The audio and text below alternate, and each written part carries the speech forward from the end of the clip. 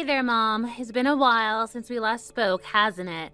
How have you been? I hope everything has been alright with you.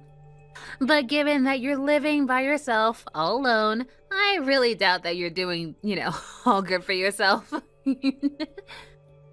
Wait, Lisa, I haven't heard from you in forever. Why are you suddenly messaging me now? I mean, I don't think that we've talked for almost 10 years now. Is that all you have to say to your daughter after all these years? I know exactly how long it's been since we spoke. You don't have to remind me. But I would have guessed you would have been a bit more emotional with your response after your daughter reaches out to you after 10 years. Well, if you were a nice girl and a better daughter, I might have been a bit more touched. But you were the person who kicked me out of the house all those years ago, after all. So I guess it's more than fair to say that I'm not really happy to hear from you at all. Oh, is that really any way to talk to your only daughter? Especially when I just wanted to tell you that I'm going to be getting married. But if you're just going to be a jerk to me, then I guess I won't tell you anything more about it, so... Wait a second, you're going to be getting married? Is that really true? Haha, I knew that would hook you in. But yes, it's true. My boyfriend finally proposed to me, so we're going to be getting married soon. I just thought that you might like to know. That's why I reached out to you like this.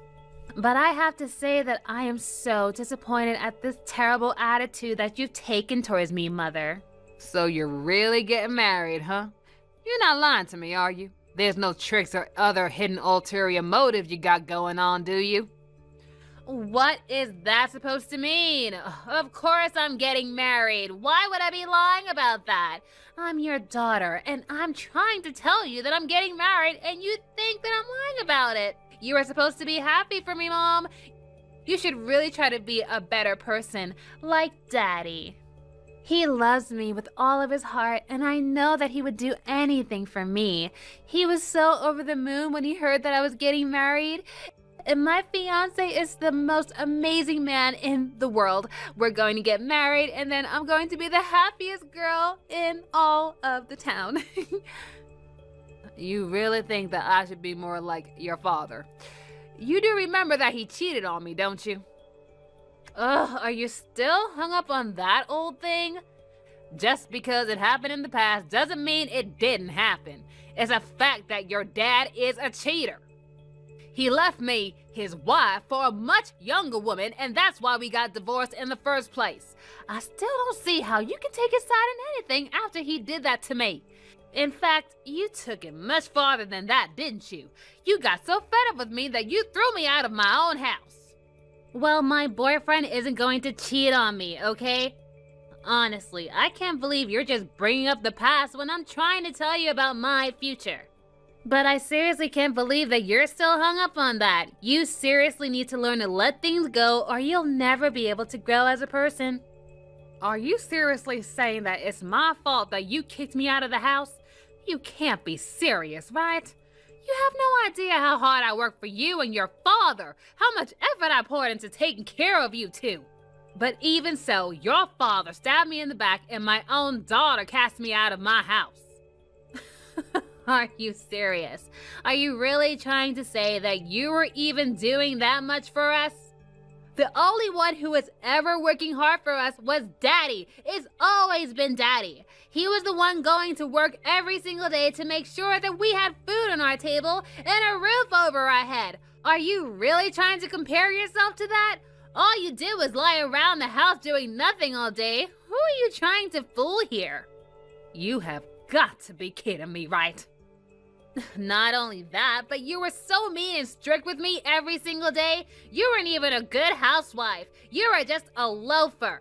And you didn't work or do anything to contribute to the house at all. All you did was abuse your power over me, your poor innocent daughter. Okay, this is just getting ridiculous. You do realize that your father was constantly using his job as an excuse to avoid anything to do with raising you, right? And just what is that supposed to mean? You expect me to believe that? Of course I do. And then he would come home and scream at me if there was anything that he thought wasn't clean enough for him in the house. And when you were little and would catch a cold, he would accuse me of being the one that got you sick. And he would do that same thing when you did poorly on test 2. Every little thing that went wrong, he would blame me for every single thing. But he was also fawning over and doting on you and would never find any fault in anything you did. Instead, he just put all the blame on me and never took any responsibility for himself, much less make you take responsibility for your actions. And just what's so wrong about that, huh? You weren't working, you were a housewife. Your only jobs are to keep the house clean and make sure that I was raised well. So of course Dad would get upset with you if you were just totally failing to do those basic things. I can't believe you refuse to see my side in all of this. Well, that's because I know you're dead wrong and I never want to be like you. When I get married, I'm going to be the perfect housewife. I'll make sure the house is always spotless and raise my children to be angels without ever having to scold them like you did to me. Well, if you think it's that easy, then you really ought to give it a shot yourself. But I don't think you're going to find that any child is ever a perfect angel all the time. You have no idea what you're talking about. Hey there, Marge. I hear from Lisa you're doing pretty well these days. I'm doing fine, thank you very much. But what do you want, Why are you messaging me? If you don't have anything to say to me, I'd appreciate it if you leave me alone. Whoa, whoa, whoa. Where is all this anger coming from? I mean, your ex-husband reaches out after 10 years and this is how you greet him? What's the matter with you? I thought that you might have been more willing to talk to me. I thought that you were going to be happy to hear from me. You are really just like your daughter, ain't you? Just why do you think I would ever want to hear from you again? Do you think that I'd forgotten all about how you betrayed me 10 years ago? But that's so far in the past. You can't really still be mad about that, right? You need to learn to let things go. Besides, I already told you that the only reason I did cheat on you was because I was getting so stressed out from my job. And it was only one time. You didn't need to go so far to divorce me. And I think if you're still mad about it, then that's your problem. You think just because you say you were sorry that it means I have to forgive you? Look, Mo, I really don't want to do this. Can you just please go back to leaving me alone? Wait, Marge, please. The whole reason I reached out to you was because I have something really important to tell you. What is it? Is it Lisa's wedding? Because if it is, I already know about it. But you can go on ahead and celebrate at her wedding because I ain't going.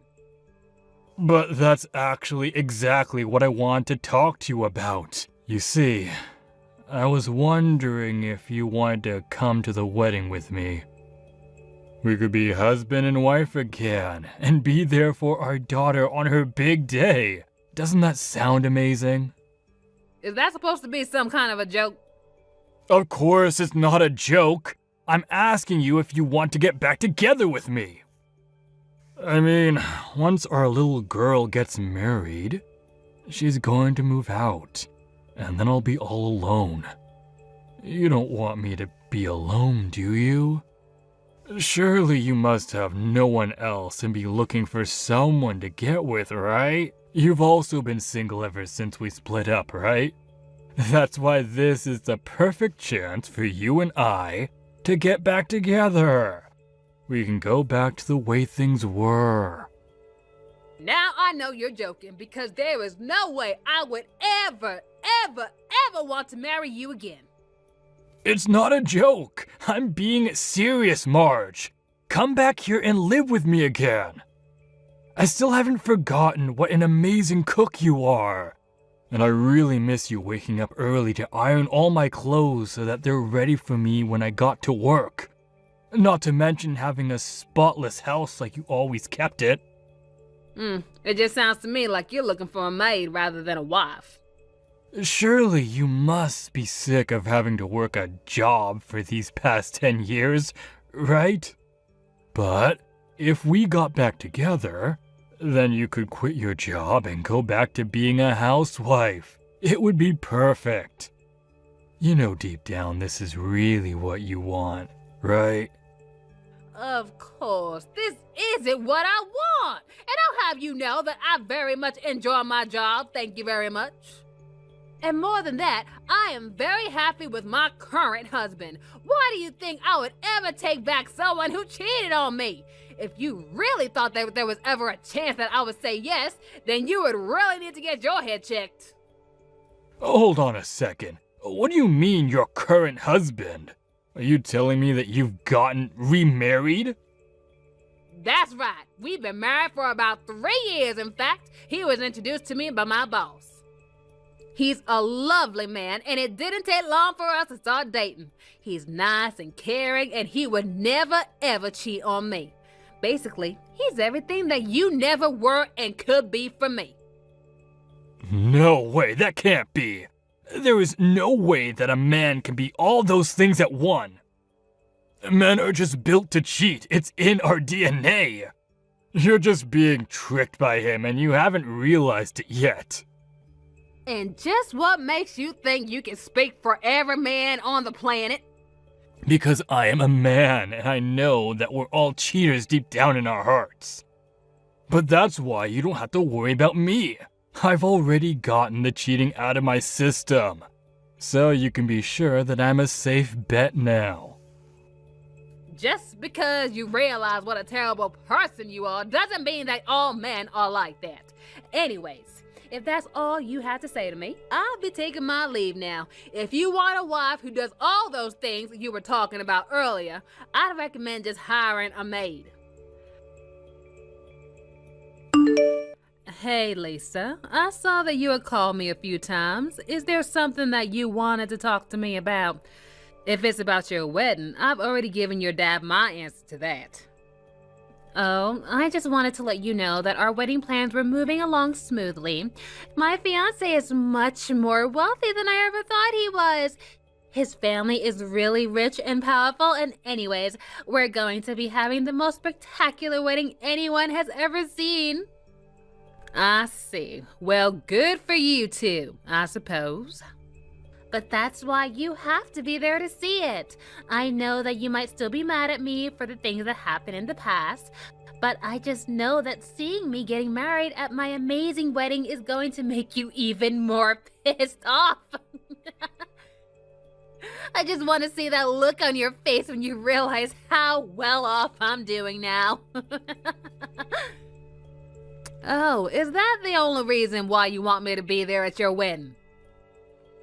Of course, it's going to be amazing. We're going to have the whole event catered by one of the best restaurants in town, and I probably paid more for my wedding dress than you make in your whole life. The whole thing is going to cost a fortune, $100,000. And the best part of it all is my fiance's family is going to pay for everything. Wow, that sounds like a very expensive wedding. I can see why you're so set on trying to show it off to everyone you can. That's right, and don't ask me why, but for some reason, Daddy really wants you to be there.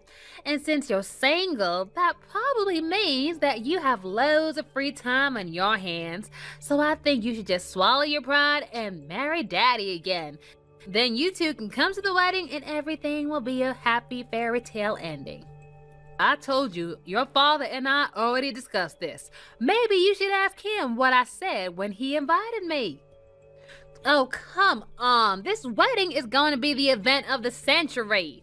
There are going to be famous rich people and great food, and I'm being kind enough to extend an invitation to you. Well, if you must know, I've already been invited to your wedding, and I've already got an invitation. What are you talking about? Daddy never sent you a proper invitation, did he? He didn't, but you don't need to trouble yourself by sending me one either. If you must know, however, I got my invitation from your fiancé. My fiancé invited you to our wedding? What is that supposed to mean? I never heard him say anything about inviting you. I mean, I told him all about how you and I haven't really talked at all since the divorce. Oh yes, I think that Ralph doesn't actually know yet that I'm your mother. You see, he's only inviting me because I'm his boss. Him and I get along quite well, so I think he was just being kind enough to invite me to his wedding. Hold on a second. You're his boss? I'm so lost right now. Okay, let's start from the beginning. You're Ralph and I work at the same company, and I'm his supervisor for his branch, which makes me his boss. Are you following along now? But I didn't know any of this. I know, it really is a small world after all, isn't it? But when I looked over the invitation that he gave me, I realized that the bride-to-be was in fact you. The timing seemed right, and I even asked him to show me a picture of his fiancée just to double check. Wait, no, this can't be right. You have to be lying to me. There's no way that you and Ralph work for the same company. He works from one of the most powerful companies in the country. But you're telling me that not only do you also work there, but you're his boss? This doesn't make any sense. You were nothing but a housewife 10 years ago. How did you get that high in the company? You are so right about that. It was very difficult to get my foot in the door anywhere after the divorce. But it wasn't impossible, and I was finally given a chance after a long and hard search for a job. And I worked hard and put in the extra effort, built my skills, transferred to another company, and then finally landed the position I have now.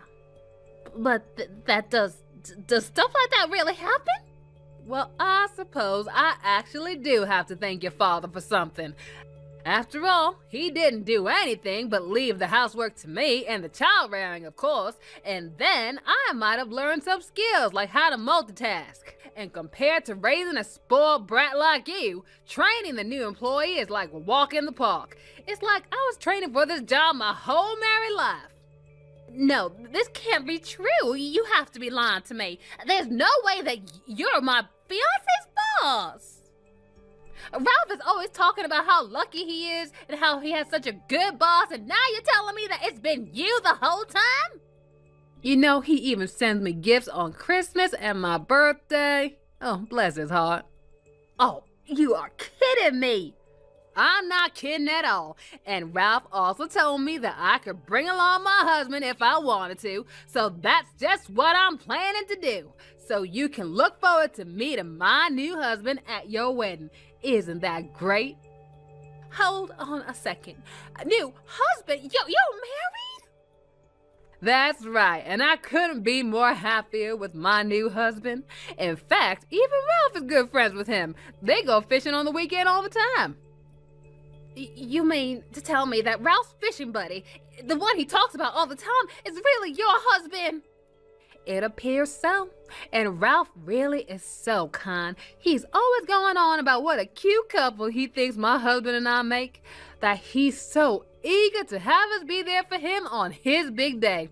So anyways, I guess I'll see you there. Marge, I want you to divorce that loser right this second. He's trying to start beef with me, and I'm not going to stand for it. When are you going to realize that the only man who can make you happy in this world is me? I really don't think he's trying to start anything with you at all.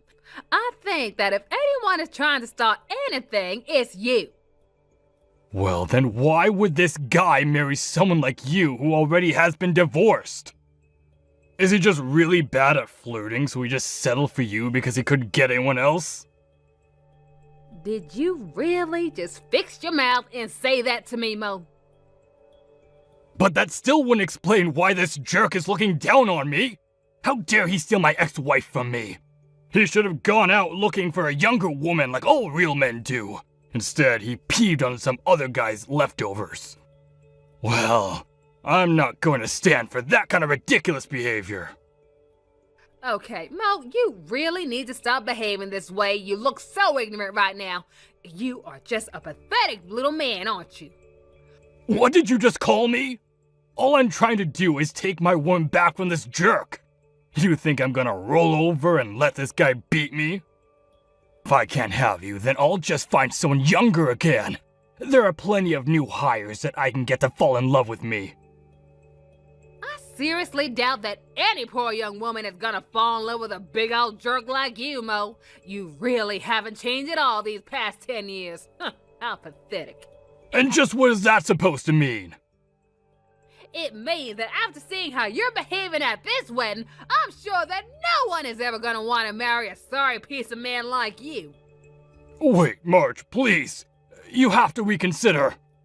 You really want me to live the rest of my life all alone? I won't be able to make it by myself. What are you talking about? You're not alone. You have your daughter with you. You know how much Lisa loves you. I'm sure that she would be more than happy to take care of you in your old age. Maybe you could even move in with her and Ralph. I already tried asking her about that and she shut me down. That's why I have no other choice but to get back together with you, get it? Oh, she turned you down. She did! So I have to get back with you. I don't have any other choice.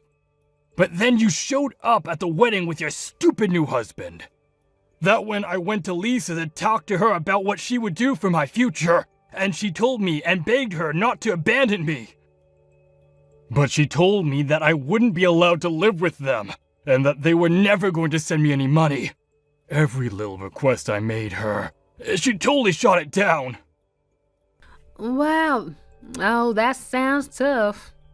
She said that if her fiancé knew that I was begging for money, that I would just humiliate her. Then she told me that she probably isn't even going to visit me at home because she'll be too busy being a housewife to have time to do that. You know, now that I think about it, I didn't really have time to visit my parents after I got married to you.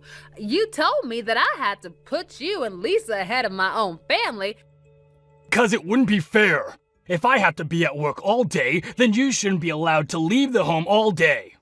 Well, I hope that you put aside some money for your retirement, because it sounds to me like you're going to need plenty of it now that you're on your own.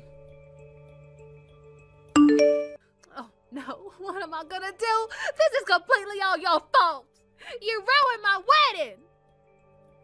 What are you talking about? I thought your wedding was yesterday and it went off without a hitch. It might have looked like that on the surface, but Ralph took me aside and told me that he wasn't going to marry me after all. I was so terribly upset yesterday, you have no idea. He really said that he wasn't going to marry you. Don't act surprised. This is all your fault. You told him all about me and how you and Dad divorced because he cheated on you. And then you told him about how I blamed you for all of it and chased you out of the house. He told me that's why he wasn't going to marry me anymore. I wasn't saying any of those things to try and be mean and get revenge on you, okay? We just kind of got to talking before the wedding, and it slipped out of my mouth before he even knew, and I knew that I was the mother of the conversation. You completely ruined any interest he had in me before, and on the day of my wedding too? Do you have any idea how humiliated I am right now? He agreed to go through with the farce of the wedding, but he said he would never sign anything that would legally bound us together. We were supposed to go to the courthouse today to finalize everything, but instead he called me to tell me that we were over. And to think you were this close to marrying into a rich family to have your happily ever after. You must be kicking yourself for losing such an opportunity. Don't talk to me like that when this is all your fault. In your heart, you know that you did all this to yourself, Lisa. I only told him the things that happened. It's not like I lied or even went out of my way to say those things. Oh, just shut up already and do something to help me. And just what could I do for you? Well, you can talk to him and tell him to take me back. Or order him to marry me. Please, I'm your daughter. You have to help me. Stop saying all this nonsense right now, Lisa. Stop acting like I'm your mother when it's convenient for you. I stopped being your mother 10 years ago. You don't get to decide that I'm suddenly part of your life again. I'm not your mother, and you're not my daughter, and that's that. Now please, never contact me again. Wait, no, please, you can't do this to me. You can't just abandon me like this. I'm your only daughter. You ruined my wedding day. Well then, I guess this will give you enough time to think long and hard about whose fault this really is, and hopefully change your character. Now goodbye, Lisa. After that, I heard from Ralph himself that what Lisa had told was true, and that the two of them were in fact no longer getting married. I apologized to Ralph as I felt like I really had a role in all of this happening, but he told me that I had nothing to apologize for, and instead he thanked me for showing him a side of Lisa and her father that he had no idea about until then. And he's such a kind and sweet young man, bless his heart. I truly feel lucky to have him in my staff. Afterwards, Lisa tried to go back to live with Mo, but he turned her away, of course. He told her that he would never take her back after what she did in revealing her true colors, to abandon her own father. I hear that Lisa was finally able to convince her father to let her stay with him again, but I can't imagine it's a comfortable living situation. Hey, look at George and me. Aren't we so cute together? Wow, you must be really thick for sending pictures of your affair. I might even have admiration. Jealous much? Or do you not care enough about your husband sleeping with another girl? Who was his high school classmate? Well, ain't that some twisted fate? I feel sorry for you. Really. Isn't it random that we all went to the same school together? Yeah, right. Don't you get it? How we came together like this? You mean you had feelings for him all along? That's right. When I heard you and George were getting married, I got so pissed, you know. Literally screamed, "Why her?" Is that so? And that's why 2 years ago, I approached him, and then he said to me, "I always wanted to marry you, not her." Isn't that just the sweetest? You talk too much. I have a lot to say, so what are you gonna do about it? About what? Getting divorced? Are you gonna or not? That's why I'm texting you in the first place. Huh? What's this, a hotel room? Yep, I'm having girls' night in this suite with Mary and Tammy. My treat. Okay. What, are you trying to gloat or something? Or are you being defensive? Like, I have 2 friends so I don't care about you? Well, that's part of it. From now on, all 3 of us are never speaking to you ever again. So I sent you that picture as a kind of memorabilia. What? Just kidding. The fuck? You just want to show off, don't you? Look at me and how I can't afford this stuff to make me feel miserable staying in a moderate room. Grow up. I'm so not at all jealous of you. Lena, don't you realize? What? You're making no sense. You still don't get it? OMG, this view? Are we staying at the same hotel? Finally, you got that right. We just checked in earlier. Funny, isn't it? We're in the same hotel. Some fate putting us in this situation. What are you up to? I knew it from the beginning, that you guys made a reservation at this hotel. Huh? So I decided to call up my parents, talk over some stuff. Wanted to get it over with. Stop it! You're sick. Why can't you do that when we get back? Stalking us on our vacation? So not cool. If I'm sick, you're disgusting. Why don't we meet up after dinner, huh? Talk about divorce and such? You're attending, of course. You didn't tell my husband? Damn right I did. He said he's arriving here in about 20 minutes. You're kidding me. No use in running, by the way. All of our parents are already here. Anyway, there's proof of your affair in my hands. Fine. I already had everything planned out. I was ready to pay for the alimony when I sent you that photo. Turned out a bit different than I thought, but can't change what happened. You are getting a divorce, right? Duh. I don't need a man who runs off to another girl. Take him for all I care. Fine then. Have a miserable life alone. Crying in sour grapes? Pouting doesn't suit a girl your age. You can't be cutesy forever. Shut up. Anyways, I won't be miserable alone. You are. Wait and see. Let's get this over with, shall we? Come down to the lobby then. I'm not going to your room, obviously. Don't even try to run away. I don't need you telling me that.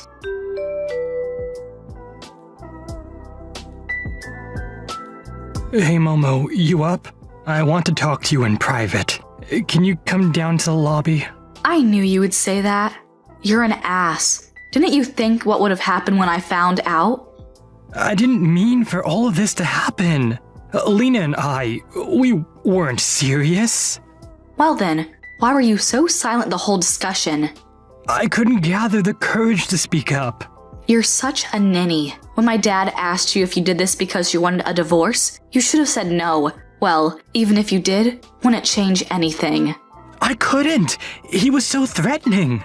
Then don't have an affair in the first place, dork. Have fun on your vacation. Not that you have anywhere to call home when you get back. You can't be serious. What about my stuff? Dead serious. Your mom and dad took all of your belongings with them. I packed for them. God, that's time I'm not getting back. The hell? You shouldn't have let Lena send that picture. Aren't you supposed to be away on a business trip? That's concerning, huh? But I called your supervisor for you, of course. You did what? Yeah, so apparently he went on an affair trip when he is supposedly working. What? Ma'am, your husband is on a leave of absence today. What do you have to say for yourself? Why did you do that? Don't you understand the consequences I'll have in my office? We are getting divorced, thus making us legally strangers. I don't give a damn about your well-being. You... Oh, but you'll need to pay for the divorce settlements, so don't lose the job. What settlements? You're joking. The hell I am. I'm taking $20,000 from you, $15,000 from Lena. Huh? That's all. I bid you good night. Me? I'm gonna have a blast with my girls. A happy divorcement party, if you will. Well, have fun you two. You ruined our night. Come on, Momo, you're better than this.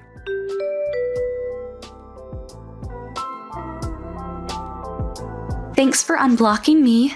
Long time no see, Momo. I'm so happy to finally get to talk to you again. What do you want? Don't be so rude. Just want to talk. I don't have spare time to put up with your shenanigans. I unblocked you reluctantly only because Mary told me to. She was so frustrated with your pestering. Don't get full of yourself. Don't be a downer. I'm bringing you happy news. Anything but happy if it's coming from you. Don't be so mean. I'm trying to tell you that I'm getting married. So, I'm getting married. My marriage? You should be happy for me. I don't care, literally. What? It's George's and my wedding. It should be a huge deal to you. Why are you so indifferent? To me, that idea alone is a mystery. Why would I, hearing upon your marriage with George, be happy about it? You want to congratulate us, don't you? No frickin' way. Me? Congratulate? The marriage of my ex-husband and ex-friend. Have you totally lost your mind? You are so mean. I have not lost my mind. I'm living my best life. I don't care. Talking to you is a waste of my calories. No! Wait. You want to come to the wedding, don't ya? The fuck? You want to be invited, right? You're insane. Bye. Wait. Are you not coming? I've already have the invitations ready to send. You were going to give a speech as my friend. Hey, you still there? Momo?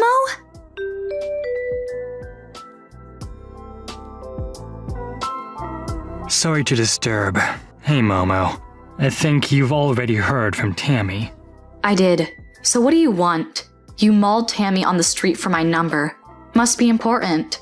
Yeah, I just wanted to ask you about something. It's kind of long. Can you maybe take time after work to talk today? No. Why would I give effort to make time for you? Sorry for the short notice, but it's an emergency. Is this about your engagement with Lena? Wait, you know about that? I guess so. Why? Why? Seriously, you're not the only blabbering idiot in this town. Lena contacted you? She basically harassed Mary to get to me. They live near each other, ran into each other by chance. Right. Yeah, it's about the wedding. You're not telling me to come, are you? Because I am so not going. No, I'm not asking you to come. I don't have the guts to do that. What then? I told you I want your time. I can't exactly text you about this. About what? Not right now. It's all up to your schedule. So how about it? I also got Mary and Tammy to come. Wait, you called them? Yeah, I think they'll text you later. Can you believe me now? I just want to get this thing sorted. Fine. I'm available after 7. Thank you. See you soon. I'll text you the address.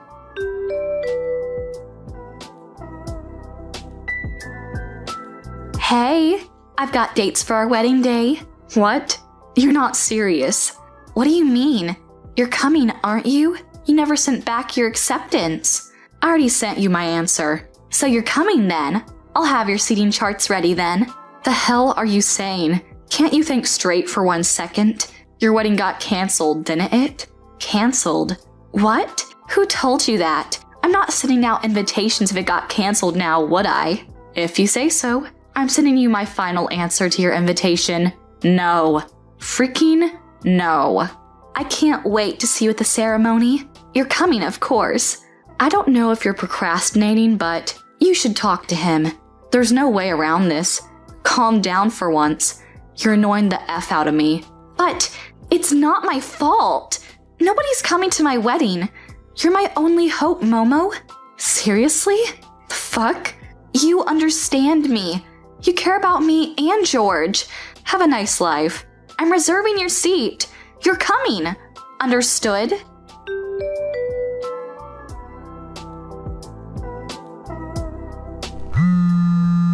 What? Answer the phone. Can't right now. What? You know exactly what. Why aren't you here? What happened to the normal Lena?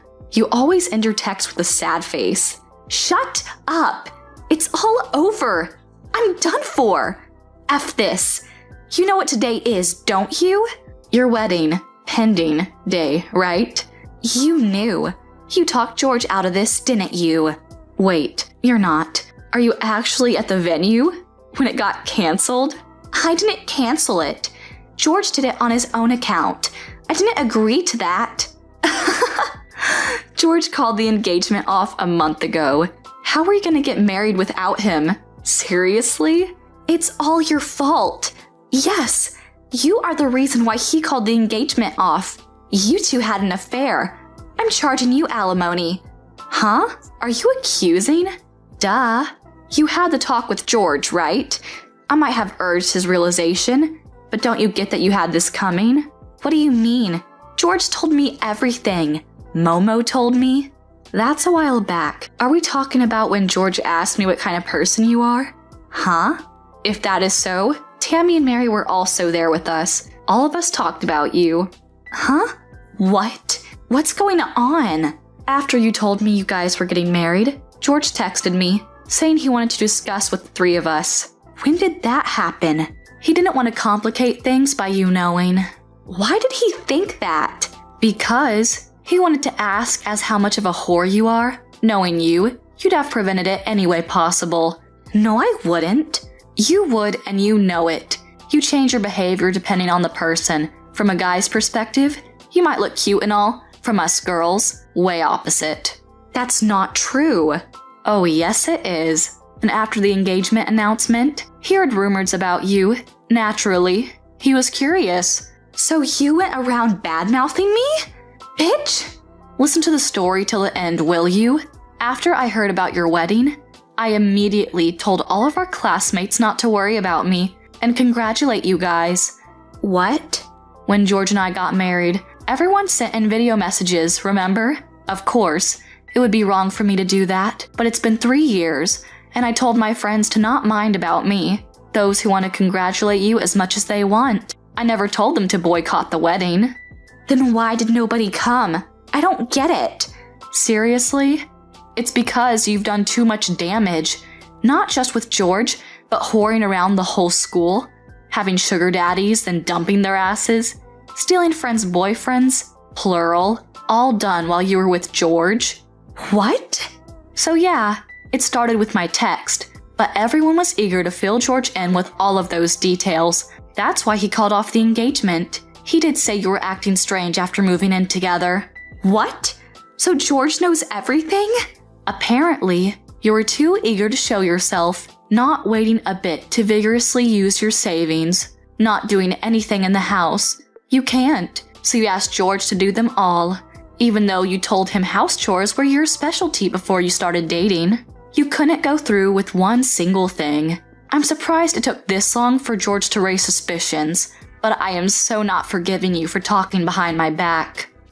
But I do admire the courage to go on with the wedding, though. You're so desperate. Oh, and by the way, I'm not getting back with George, so I don't care about cheating guys, but you have a lot on you. What? Don't you have alimony money to pay up? Use your time wisely, and do not pester me with texts. You can't run away from reality. Putting it off won't do you any good. Have fun. After that, Lena had to pay all the fees for the wedding, plus alimony to George for cheating on him. She had to beg her parents to help her out. In the meanwhile, good for her on finally getting her stuff together. I won't be involved in her life as her friend anymore. That'll be a nightmare. I never want to see you in my house again. Do you understand me? And break up with my brother and leave him alone forever. Got it? Now, wait just a second. You just can't pour hot coffee all over someone and then talk to them as if they're the problem. What did you just say to me, you miserable cow? I only came over here to tell you that Nathan and we're getting married. I have no idea what I did to you to deserve this type of treatment, which I think is horrible, by the way. And how can you treat someone like this? It doesn't make any sense. You really think I'm gonna let some old divorced woman marry my older brother? Oh, you must be dreaming. Think of that hot coffee as my way of trying to wake you up from this horrible little fantasy you're trying to live. You have got to be kidding me, right? Is that all that you have to say for yourself? Nathan probably doesn't even realize just how close he came to having his life completely ruined by you. But I'm a good sister, and I saved him from throwing away everything just for you. If you couldn't make your first marriage work, I have no idea why you're even bothering to try again. You would just drag Nathan down to your level if you two got married. Is that really what this is all about? You did what you did all because I was married before? I can't believe it. Nathan and I come over here because we wanted to share our good news, and instead you turn around and treat me like this?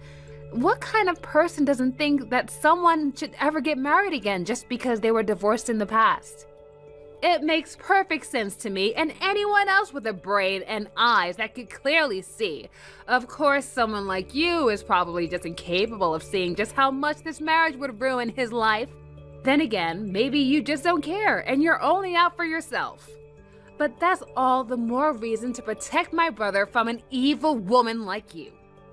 I don't think I've ever met anyone who's had thoughts like this like you do, Erica. Well then, I guess that means I'm the only one standing in the way of my brother throwing his future prospects away for someone as lame as you.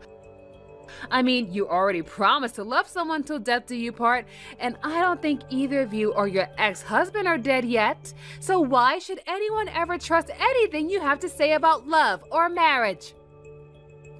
Or maybe it wasn't your personality. Maybe your husband left you because you are barren and can't have children. But that's just another good reason to keep you as far away from my brother as possible. Can you please just stop making all these assumptions about my life? I'll have you know that my last divorce wasn't my husband's decision, it was mine. Oh, really? So you left him and not the other way around? That's right. My ex-husband was a drunk who drowned himself in a bottle every night. And he wasn't afraid to get violent with me either. Not only that, but he was always stealing money from me and ended up running away with a younger woman. Oh, wow. Well, that guy sounds like a real piece of work if you ask me. He's complete trash. On that we can agree. So maybe you can understand why I felt like I had no other choice but to get out of that situation. I really did try to make things work out with my last husband, but nothing I tried seemed to get through to him. The divorce really was my last resort to deal with the situation. Alright then, I guess I understand why you and this guy split up, but it doesn't change the fact that you're still just a dumb woman who isn't good enough for my brother. And what makes you say that? Well, because you were stupid enough to marry such a complete piece of trash in the first place, of course. If you knew this guy was such a terrible person, but you still married him, then that just shows what a complete and total idiot you really are. I don't think you understand. Before we got married, he really was a kind and sweet man to me. But it was only after we said our vows that he changed into this horrible monster. I had no idea that he was hiding his true self behind a mask that he was waiting to take off after our marriage. Oh, there you go, pretending like none of this is your fault when you admitted that you were stupid enough to let yourself be tricked by this person. If you didn't do enough research into who you were marrying before doing it, then that is still on you. And all of this goes back to serve my original point that you are not good enough to marry my brother. Are you kidding me? Do you really think that life is that simple? Besides, I don't think Nathan is enough of a jerk to be your type. Maybe you should find someone more up to your level, Clearly you're not responsible enough to understand marriage. I mean, you only realized the mistake you made after you made it. A smarter person would have never gotten married in the first place. You don't know what you're talking about at all. I really had no idea that my ex-husband was that kind of man before we got married. I never even saw him drink a drop of alcohol while we were dating. Oh, just shut up already, will you? You're only dragging your own grave, you know. All I've gathered from this conversation is that you're a stupid, irresponsible, reckless woman. You need to take responsibility for your actions and quit trying to blame others for your lack of judgment. Oh my God, you can't be serious, right? You really can't see things from my perspective at all. I don't, because there's nothing to see except you're not good enough for Nathan. Just the thought of being your sister-in-law with a complete idiot like you is enough to send my blood pressure up. You are never going to be good enough to marry anyone ever again, got it? Little brat, one of these days someone is going to put you in your place. Do you know that? See, you even talk like an old maid. All you've done this whole time is prove my point time and time again. You're not even giving good arguments anymore. I am so glad that I put an end to you and my brother before this whole thing got way out of hand. I don't have time for this nonsense anymore. Goodbye, Erica. Becca, are you there? I just left my parents' place and I was wondering if I could come over to yours. I want you to forget all about whatever my sister thinks. You and I are getting married. Do you really want to talk about your engagement with me right now, Nathan? I do. But first, I just want to say how sorry I am for how Erica has acted towards you today. I've seen anyone do what she did to you and it was absolutely unacceptable. I mean, who pours coffee on someone else like that? Thank you, but you shouldn't be the one apologizing for that, Nathan. Do you really still want to get married in spite of all the trouble that I might cause you and your family? I brought you over to meet my family today because I thought they would be happy for me, for us. But after you left the house, no matter how hard I tried to convince Erica that you were the woman for me, she couldn't get over the fact that you were married before. She kept saying all these terrible things about how marrying you was going to be the start of the end of my life. I got so fed up hearing her talk about you that way that I finally left the house. She really said all that about me to you. She did, and I couldn't believe it. I had never heard her talk that way about anyone before then. But it also makes me realize that we don't have to care about what she thinks. This is our lives, and we should live them how we want. Oh, Nathan, I'm so happy to hear you say that to me. But you do know that if we go through with this, your sister will probably never talk to you again. Are you okay with that? If she's going to be acting this way, then I don't want anything to do with her in the first place. I don't know what happened to make her change, but she isn't the person that I used to know anymore.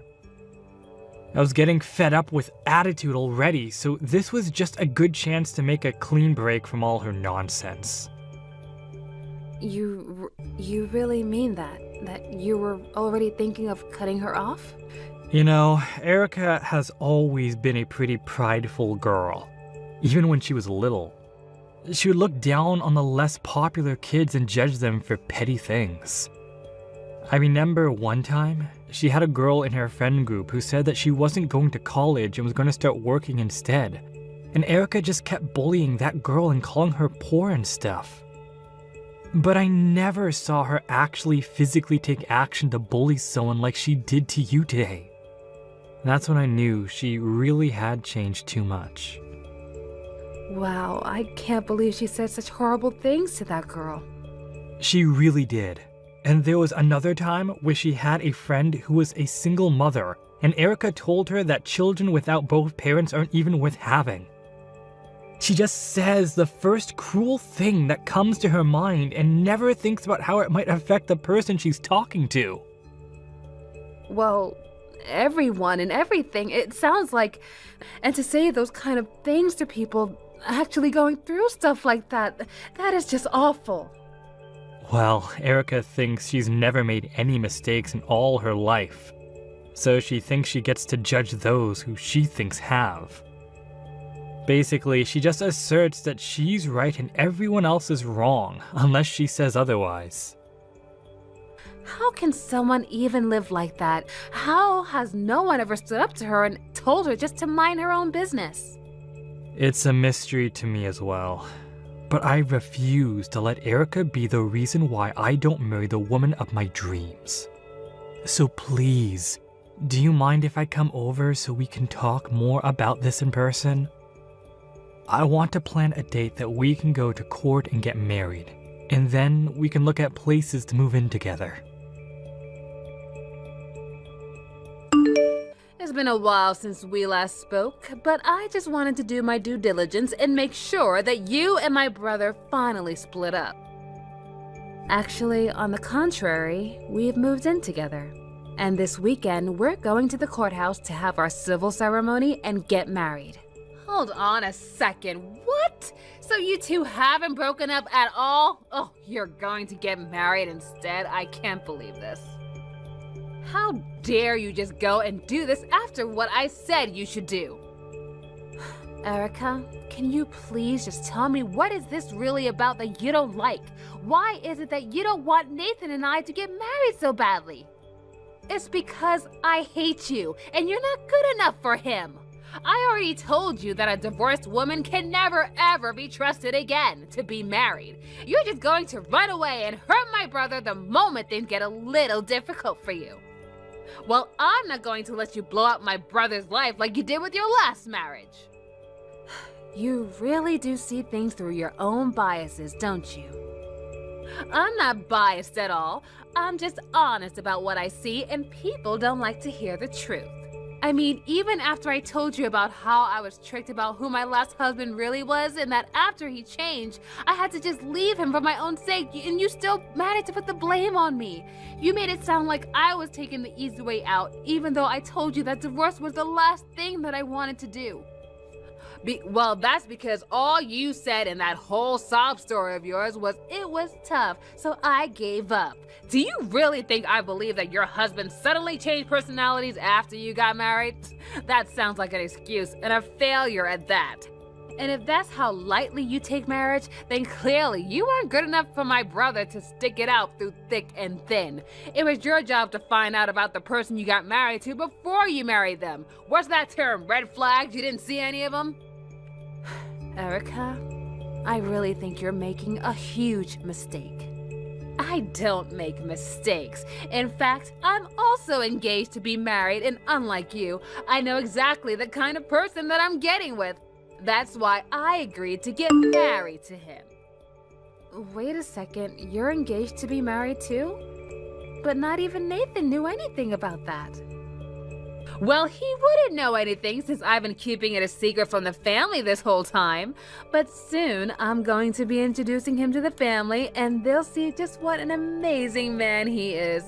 Although, I suppose since the cat is out of the bag, I can tell you that he graduated from Harvard, and he works at a huge investing firm. His name is Charlie, and he's amazing. Oh, and he's all mine. So, your fiance's name is Charlie? That's right. He's just a few years older than me, but all that means is that he has more life experience. He's so amazing, and I'm not ashamed to be seen with him at all. We're actually the perfect match for each other.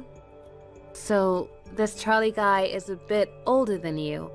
Do you mind if I ask exactly how much older he is than you? Actually, it's funny that you ask because Charlie is the same age as you, so he's about 7 years older than me. Wait, what? Are you serious? That's right, he went to a great school, has a great job, and is a good age. Basically, he's the perfect catch.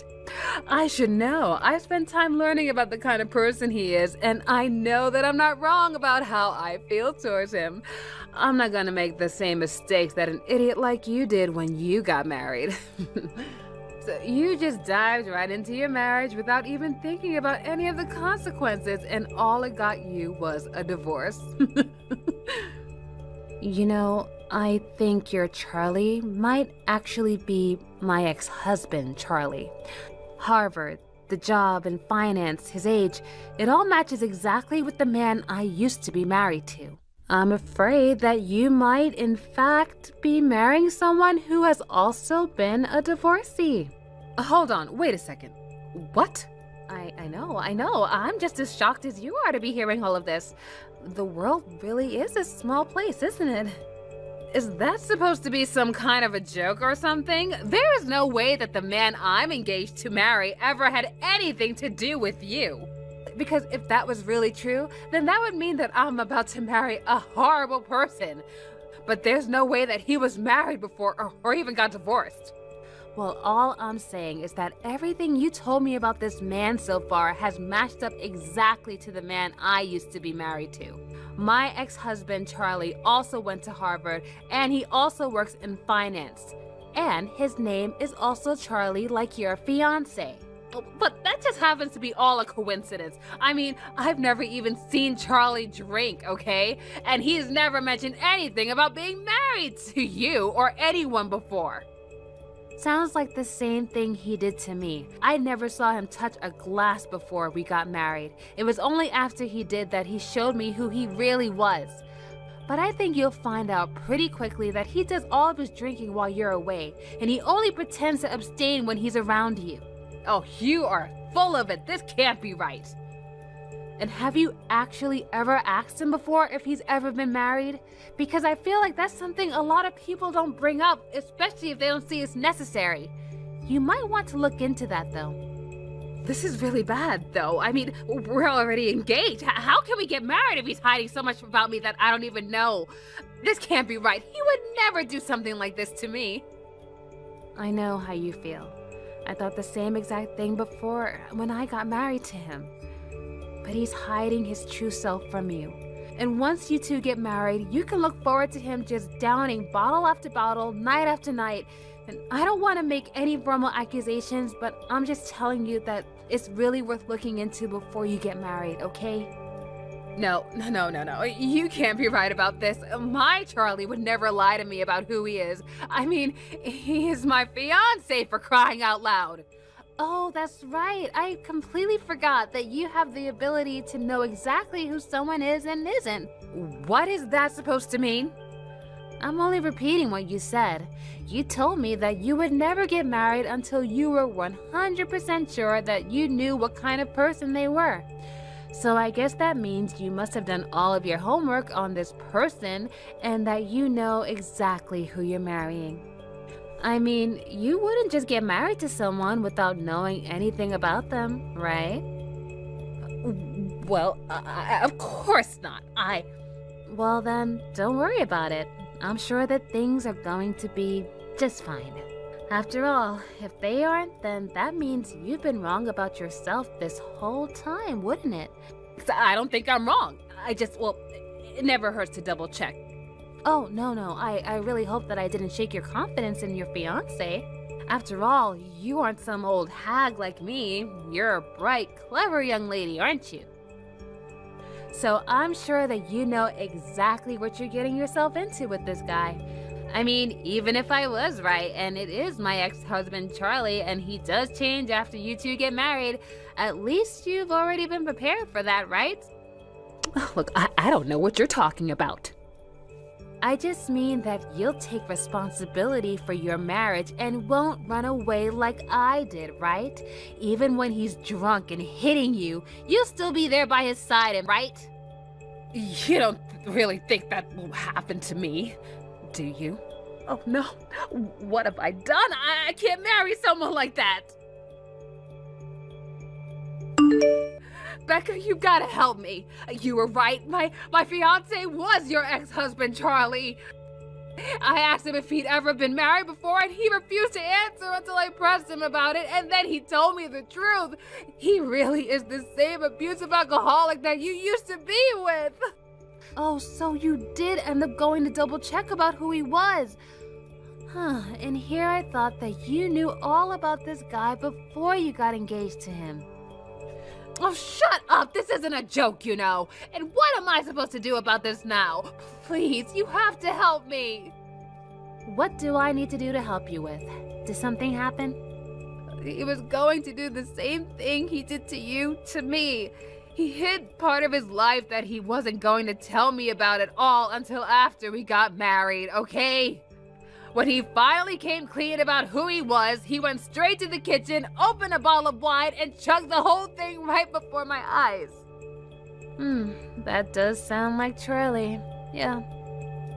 He changed right before my eyes. I couldn't believe it all. He got so angry that he told me I wasn't allowed to leave. That also sounds very much like Charlie. He is just the worst when he gets any alcohol in his system. I told you that's the reason why I left him in the first place. But he told me that he really wanted to get back together with you. Except that he didn't know how to get a hold of you after you left him. And so he finally gave up and looked for another woman. And he said he wanted one with a good job who was young, just like me. And now we're engaged to get married. He really is just a terrible, awful person. And to think that he showed his true colors before the wedding. I remember seeing him drink like that the first time. He shouted and yelled at me the whole first night of our marriage. Please, you have to do something to help me. I ran away and locked myself in the bathroom. I can't spend the rest of my life with a guy like this. I can't leave the house, though. He blocked the door, and I have no other option but to hide in here. Please, you have to come and help me. I don't care if you and my brother get married. Just come and save me. Well, first of all, sis, Becca and I are already married, and we never needed your permission to do so. Little sister? Is this Nathan? Did you two really already get married? I thought you weren't going to do that until this weekend. That was the plan, but then I was told I was going to have a business trip this weekend, so we moved the appointment up. It was all an easy process, and now Becca and I are married. Well, congratulations. Now, are you going to come and help me or not? I don't know. You said that you'd let Becca and I get married if we did, but we're already married, so what else do you got? What do you mean, what else do I have? I'm your sister, and I'm in trouble. Isn't that enough? But I thought you knew exactly the kind of person that you were going to get engaged to. No? If you like this guy so well, you can get yourself out of this jam, right? Wait, no, please. You aren't really just gonna abandon me like this, are you? You're not going to leave your little sister with a mean drunk like this, are you? It's not that I don't feel bad for you. I just really don't feel like I need to do much either. You got yourself into this mess so you can get yourself out. Becca explained very well to you about the kind of man that her ex was, but you just didn't listen, and look where that landed you. You're right. I should have listened. I should have never made fun of Becca for being divorced. I never thought it would lead to this, though. I was just trying to protect you, Nathan. So you think that I should thank you for all that you put my wife through? Because I don't ever remember asking you to do that for me. Please, I'm sorry for everything. Just help me out here, please. I've called the cops and they should be on their way. But I never want you to talk to me or my wife ever again. It wasn't long after that call that the police finally came and was able to get Erica that was trapped in the bathroom. It goes without saying that Erica and Charlie promptly broke off their engagement. I heard through the grapevine, however, that all of Erica's friends are now teasing her for having horrible taste in men, as well as not knowing what she got herself into. Of course, this was also just a way of getting back at her for all the times Erica would make fun of her friends for making poor choices with their ex-boyfriends or current partners.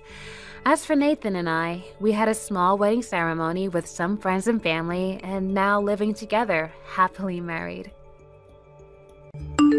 I can't handle this any longer. I'm going to have you quit your job and go take care of my family. I have had enough of dealing with them, and I am not going to go back to their place ever again to help them. What? What's gotten into you, Ron? Don't act as though I haven't been feeling this way about them for the longest time now. I remember a long time ago that I told everyone that I wasn't going to be able to care for my parents on my own. Yet, even though you're my wife, you've done nothing to help me. And because of me having to be with them all the time, I have burned right through a lot of this year's earnings. I'm at my limits now. I have done my very best for my parents. So now it's your turn to do your part. Wait a second though, Ron. That isn't the same as what we promised each other before.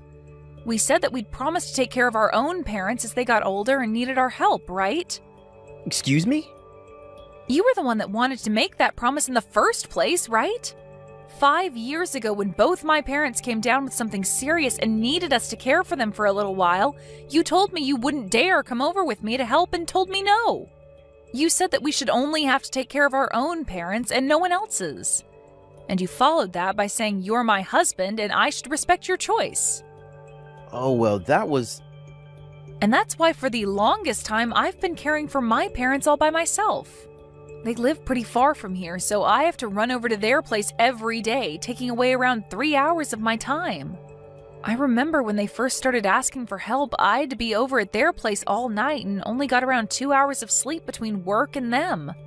You are well aware that I took care of them all on my own. So this time it's going to have to be you that sacrifices a lot to have to be with your parents. Shut up! Your parents never required nearly as much attention as my parents do. Compared to how much you had to put in taking care of your parents, my parents require at least 10 times the effort. So that's why right now I'm no longer going to follow that promise we made back then. Huh? Your parents passed away not too long ago, right? So adding that all up, you only really had to care for your parents for around a year or two. Your mother then passed away first, followed by your father after that. Well, my parents are not as easy as them. It will be around a lot longer and require way more attention from you. Right now, they are both suffering from early stages of dementia, but their health is still really good, so they'll be around for at least another 5 years. But I don't want to be the one that has to sacrifice all my time and money to be with them for that long. I feel as though you can't compare whose parents are harder to take care of, Ron. We both agreed that we'd only have to take care of our own parents, so that's what we'll do. You cannot take back what you promised. But my parents are like your parents as well now, right? After all, you are the one that married into my family, and that means you're going to have to care for my parents from now on until they can both kick the can. Do you think I'm going to follow along with that selfish assumption of yours? Shut up, Jill. You are my wife, and I will not take you talking back to me. I'm very serious about being done with all this caring for my parents crap, so I'm going to have you take over for me now. You are going to quit that job of yours and become a housewife. And then, in my place, you're going to start taking care of my parents when they need you. Are you kidding me? You want me to quit my job just to be there to do your job? Not only are you forcing me to take care of them for you, but you want to take me away from my job as well? You've seen it yourself already. It's impossible to work both a job and care for aging parents. And I can't have you slacking off from caring for our house as well. So you're going to become a housewife and do all the chores here before you go out and care for my parents. I'll be free to finally get back to work and start making more money for the both of us. You do know that I love the hell out of the job I'm currently doing now, right? Yet you think it's fair to take that happiness away from me all because you're too selfish to help your own parents? At this point, just hire someone to go to your parents and care for them. There's all kinds of services out there now that you can hire to care for your parents in their home. And if you don't want to do that, there's no problem with putting them both into a retirement home. What are you talking about? All those things are a huge waste of money. You really think I'd be willing to hand over some of my money for something my wife could just do as well? I'd rather you go ahead and just quit your job and then start doing all the chores for us, as well as watch over my parents for me. Well, have you ever thought about quitting your own job to go care for your parents full time? Are you a freaking idiot? I make way more money in a year than you do.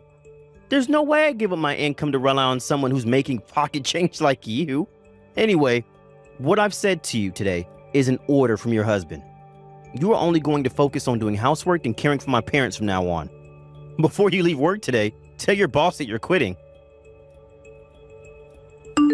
Hey, Lauren, it's been a while. Sorry to have to talk with you about this out of left field, but I have some things I'd like to ask about regarding your parents. The first thing I'd like to ask is if you'd be willing to work together with me when I begin taking care of your parents. Huh? You already know that that's not going to happen. I have a life and a job of my own that I'm busy with. And when it comes to taking care of my parents now, shouldn't that be something my brother is handling? Stop trying to ask his little sister to watch them when that's his responsibility. But right now it seems that Ron has had enough of that responsibility. And he's even at the point where he's asking me to quit my job and watch them full-time for him. He thinks that I should be the one to sacrifice my life to be their caregiver. So instead of him having to be pushed to his limits with them, and instead of me having to quit my job for them, how about all three of us take time out of our weeks to care for your parents and keep everyone from having to sacrifice anything? Oh, wait. It's times like these where the wife should step in, right? You should be willing to sacrifice yourself so that both my brother and I don't have to work ourselves to death. Now, go ahead and do your best with my parents, Jill, and just leave the two of us out of it. What? And from what I've heard, you already have experience in caregiving from when you took care of your own parents, right? I think it's best that you take care of them for us, as I have no idea what I'd have to do to help them. Really? So even you're going to start acting as though I need to be the only one caring for your parents? Then can you at least chip in for all of us to get your parents some hired caregivers? At least then none of us would have to go over there to be with them all the time, and I wouldn't have to quit my job. We can hire someone to watch them during the week, so please help pay for that. What? Why the hell should I be helping pay for that? And right now, with the life I'm living, I don't have the money to hand over to hire some caregivers I don't know.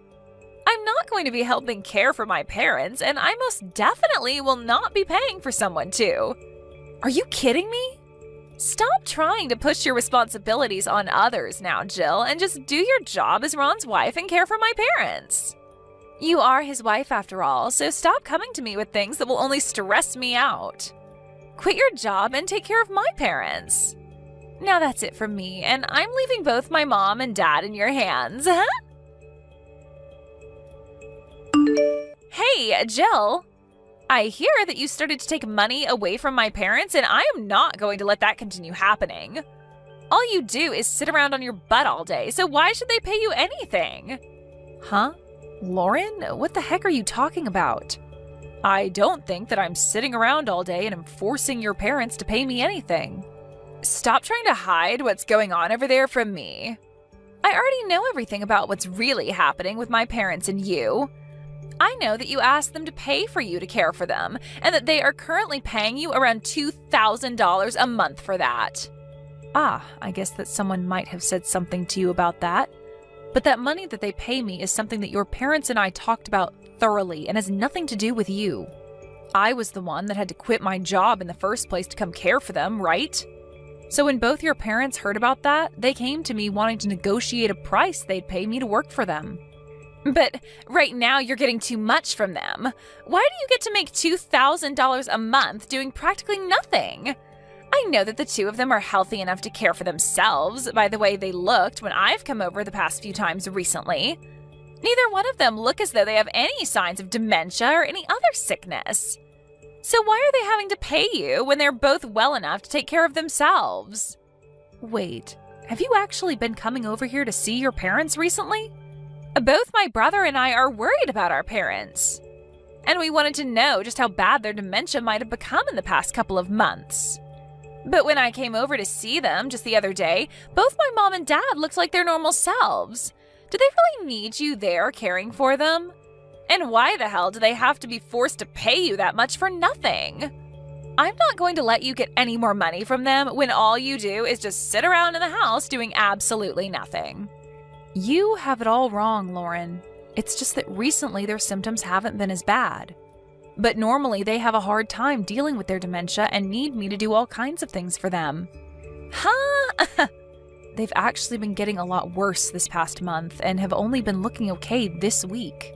There are times where if I don't keep my eyes on them at all times, they'll leave the house and wander the neighborhood. And multiple times now they've forgotten who I am and will start to yell at me to leave their house and leave them alone. It's really not been as easy as you think these days. And it's not just one of them that's like that, but both of them. Stop trying to lie to me. I already told all of what I saw and heard about you to Ron. And when I told him about those things, he told me that he had no clue you were taking $2,000 a month from them. And because he didn't agree with you getting money from them, he's pissed. You've got to be kidding me. The whole reason that your parents and I never told him about how they started to pay me for my services is because he was the one that forced me to quit my job in the first place to take over his responsibilities. Not only have you had to do nothing for the past 2 months as a housewife, you've also been stealing $2,000 from my parents a month. As far as I'm concerned, you are nothing more than a parasite feeding off everyone around you. Did you just call me a parasite? I did. You've already been living off everything my brother is making for you, yet now we've learned that you've been taking money from my parents as well for doing nothing.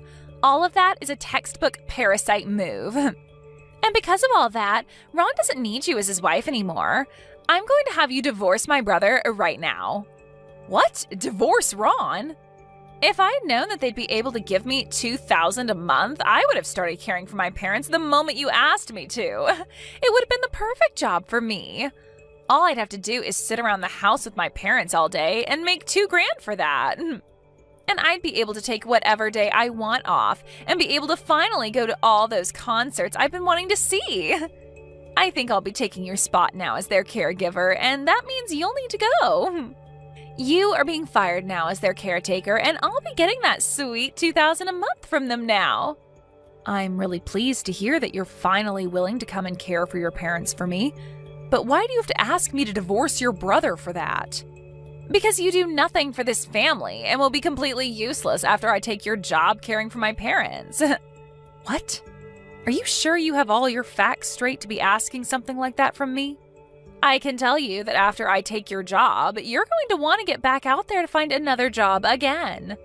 But at your age, there aren't going to be any companies willing to pay you well enough for your efforts. In other words, there's no use for you anymore besides cleaning the toilet, and my brother can do that himself.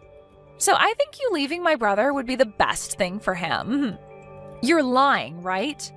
You're now going to come and finally take care of your own parents only because you heard that I was being paid for it, and then think that because I will no longer be caring for them, I have no use in your family? What the hell is wrong with both you and your brother? I'm not in the mood to sit around all day listening to you complain about the truth. Hurry up and get the hell out of our lives, you parasite. I'm going to make sure that you're divorced from my brother after doing nothing for him or my parents. Thank you so much, then. Good luck caring for your parents. Huh? I'll make sure to get all those divorce papers signed and handed in for you. And I really do mean it when I say thank you for all of this. You have finally given me a fresh start to a brand new life. Wait a sec. What the heck? You're being told to divorce your husband right now, yet you're thanking me right now for that? Have you gone completely crazy or something? You should be telling me right now that you don't want a divorce and are willing to give me all your money to stop me from forcing you to leave my brother, right? No, no, no. Anyone in my shoes would be happy to hear this kind of thing from you and be thanking you. I mean, you're finally saving me from living in the hell that was caring for your parents. I've never been this happy before. Huh? It was hell caring for my parents? You really thought it was hell caring for two perfectly healthy adults? Well, I'm sure things will be a lot harder for you than you think, so good luck. When it comes to the symptoms of having dementia, they're some of the worst of any sickness, and you'll soon learn just how hard it is caring for two people that have it. You'll be asked over and over again for food, even though you just fed them, and at times they'll forget who you are or where they're at and start yelling at you because of it. There are even times they call the police because they don't recognize you, and you have to explain to the police that they are both suffering from dementia. Good luck, Lauren.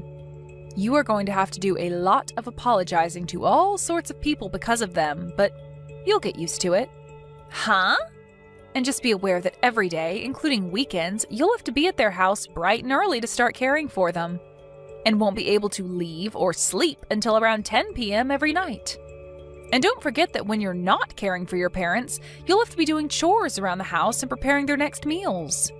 You are going to have no days off and will only be making a mere $2,000 a month. To someone like me, that kind of money is pocket change. But to hear that you think that kind of money is worth it for all that work, it really warms my heart. Wait a second, Jill. Having to apologize for them and having the police called all the time? Do my parents really cause that kind of trouble for you all the time? They sure do. And compared to when your brother was looking after them, your parents' dementia has gotten way worse. That's why I was hoping to have him around to help me, but he told me that since I'm a housewife, I should be able to handle everything on my own. And after that, I never got any kind of help from him. And are you aware that I never asked to be a housewife in the first place, right? Which means that I was going through all this hard work with little merit. You're lying, right? I'm sorry for talking a bunch about myself and your parents again. I'm sure listening to me tell you about all this stuff won't teach you anything, and that you'll be better off experiencing everything firsthand. Now I'm going to get started on divorcing Ron, and you can get started on watching your parents. Hey, Jill, what the heck is up with this divorce paperwork? When I got back home from work, there was a bunch of filled out paperwork for divorce on the living room table. I heard about everything from Lauren. There's no need for me as your wife anymore since I'll no longer be caring for your parents, and I won't be able to make enough money with whatever job I find now, right? So I'm only doing as you guys have asked and am leaving you. Why are you acting all surprised over that? A divorce? Are you an idiot or something? You should be apologizing to me right now for what you've done and handing me all that money that you've earned from your parents to me. And I was going to stay quiet about how useless you are and let you back into my house after all that. So you both are only upset about what's happened because you wanted the money I made from your parents? But I'm sorry, Ron. That money was earned by me for caring for both your mom and dad. I have no plan to give you the money I've earned and will be divorcing you now. I'm not screwing around right now. If you were to divorce me, then what'll happen to my parents? I thought you already knew that your sister would be taking over for me. She said that she's going to be their caregiver now since she can earn $2,000 from them each month. Well, then what about me? Who will care for me? Who's going to make my food for me every day and do the chores here? I don't freaking know, you dunce. You should be able to do that sort of stuff yourself. What? I don't see you suffering from dementia right now, and you can still move around on your own without any help. So that means you can do all the chores and cooking yourself, right? You can't just expect to push all that work back onto me now that I'm no longer caring for your parents. Oh, wait, does this mean that you're the real parasite now since you can't seem to take care of yourself without your wife? Huh?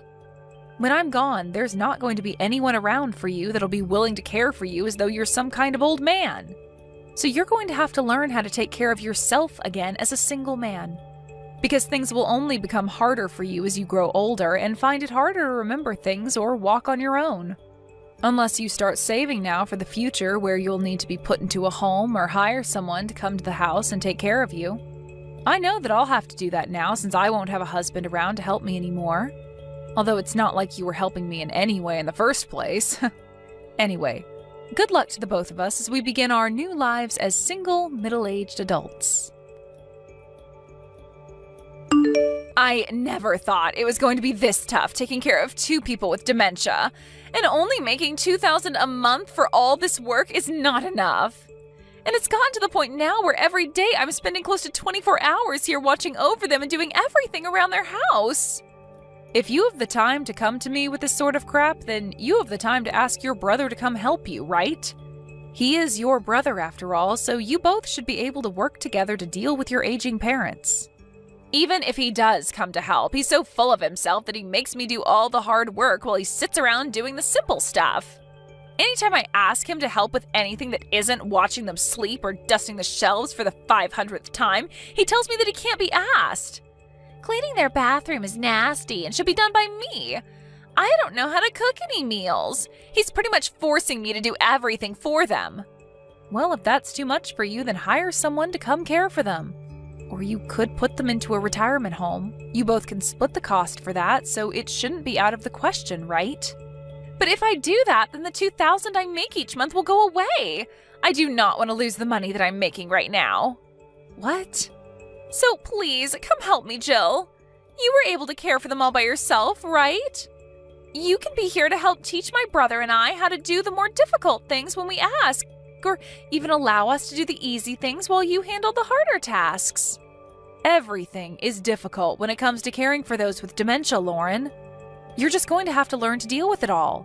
But I was thinking that this kind of work would be a piece of cake and I'd be making $2,000 to do nothing. I was supposed to be making $2,000 a month to sit here in this house with my parents while they took care of me. Weird to think that you'd be willing to do all that after calling me the parasite.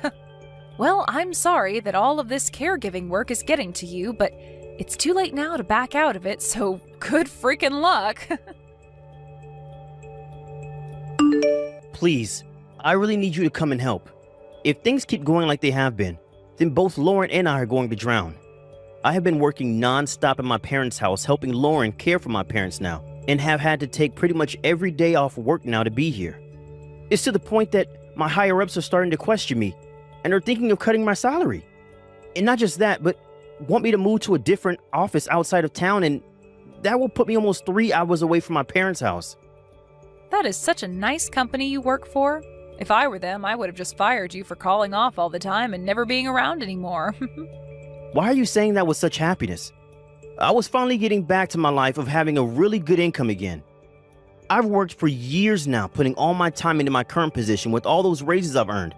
And now it's all going to vanish. At this point, the only things that are going to work for us all now is if you come back here and start caring for my parents again. Really, Ron? Recently, there hasn't been any break in the work Lauren and I have had to do, and we are both getting to our breaking points. I really want to go back to working my very best at the job I have before they choose to move me and cut my pay. So you have to come back here to help us or we'll be screwed. I mean, we ended up getting a divorce from one another, so things must be tough for you as well now, right? You ended up being a housewife in the end, and I'm betting that finding a job has been horrible for you now, right? So you should be happy to be able to come back to my side and be my housewife again, right? I'm sorry, Ron, but I'm back working for the company you had me quit from. To tell you the truth, I never actually quit like you asked me to. What? I just told my boss that I'd be taking a couple of months off to care for family, and the moment we got a divorce, I was right back into work doing my job. And of course, I'm making the same salary that I was making before I took time off. Did you really think that I was going to let you boss me around and make me your housewife? No way, Ron. Hey, what do you mean, Jill? I remember telling you to quit your job and come be my housewife, right? Why would I ever listen to what you asked of me when it's that selfish of an order from you? To keep you from realizing that I really hadn't left my job, I told my boss about what you had said, and he told me that he'd allow the time off to take care of family because he was not okay with what you were doing. He even told me he'd let me have up to a year off to care for your parents while keeping my job if needed. What? But I didn't even need a whole year off because your little sister came in to save the day and take my job from me. My boss was so happy to hear that I was no longer being forced to care for your parents, and we celebrated that day. After the past few months, I've even been paid for my time off and will have more than enough in my savings come the time that I am too old to work and care for myself. And to be honest, I don't ever plan on coming back to be your wife. What? I'm the one that has to lose most of my salary soon and will be forced to move to another office. You get to walk away from all this without any consequences? Well, if you didn't want any of this to happen, then maybe you should have kept your promise and cared for your parents. I had it hard enough having to care for both my parents on my own before they passed. And so now it's supposed to be your turn, but you forced your turn onto me and made me go through twice as much work. I think it's fair that you get to lose a portion of your salary and have to be moved to a farther away office after doing that to me. So quit all of this freaking complaining and go deal with your sister and parents. But that's... If you really want to keep the job that you have now before your higher-ups make their final decision, then you hire someone to watch your parents for you and shut the hell up. I'm tired of hearing you constantly complain about not wanting to do this or not wanting to do that, and only wanting a life where you get to think about yourself. You're a grown man now, Ron, and you need to start realizing that you have to be responsible for more than just yourself now. But if you're still going to continue to act like a selfish prick about all of this, then stop complaining to me at least and go complain to someone who actually gives a crap. Jill? They are your frickin' parents, Ron. They sacrificed all sorts of things to raise you and put you where you are now, so go repay the favor and care for them in their last days. And if that's not going to be possible for you, then at least have the dignity to hire someone to do your job for you. I'm done with listening to you and your sister complain all day and night about your responsibilities. I'm just a stranger to you all now, so goodbye, Ron. After that, both Ron and Lauren talked more about what they were going to do with their parents and decided to have them both moved into a home. But after only a few days of being housed in that retirement home, both their parents caused more trouble than it was worth for the facility and were sent back home to be cared for by Ron and Lauren. Had they just sent them to the home when they were both less affected by dementia, then they would have probably gotten away with leaving their parents there. But since they waited too long and forced me to do their jobs, their parents were too far gone and couldn't be handled by anyone besides the two of them. To me, this is all well-deserved by them, though, and that makes me very happy to say. After getting their parents back from the home, Ron was no longer able to work long enough anymore, and was forced to work on the smaller office outside of town with a large pay decrease. And as for Lauren, she was no longer able to go to any of those concerts she was excited for, as caring for her parents wore her out too much and she lacked the energy to get out of the house. Thank you for watching till the end. If you felt good about this video, like the video. If you didn't like it, let me know why in the comments. Subscribe too. Your likes and subs lead to our motivation. We have so many videos on our channel as well, so go ahead and take a look. See you in the next video. Hey, Harmony, are you there? I got something to say to you. I want you and I to get a divorce. Excuse me? Are you serious? That's crazy. You can't just drop something like this on me out of the blue. Well, my daughter Joy is finally going to be getting married, and so I think the timing is perfect for this. But wait, what do you mean by that? Why does Joy getting married mean we have to separate? Did I do something wrong? Are you upset with me? I don't get why you're acting like this. I don't have any problems with you at all, Harmony. In fact, I feel nothing but gratitude towards you. You took me in when I was a single father, looking for a new wife. Then you raised my daughter as if she was your own child too.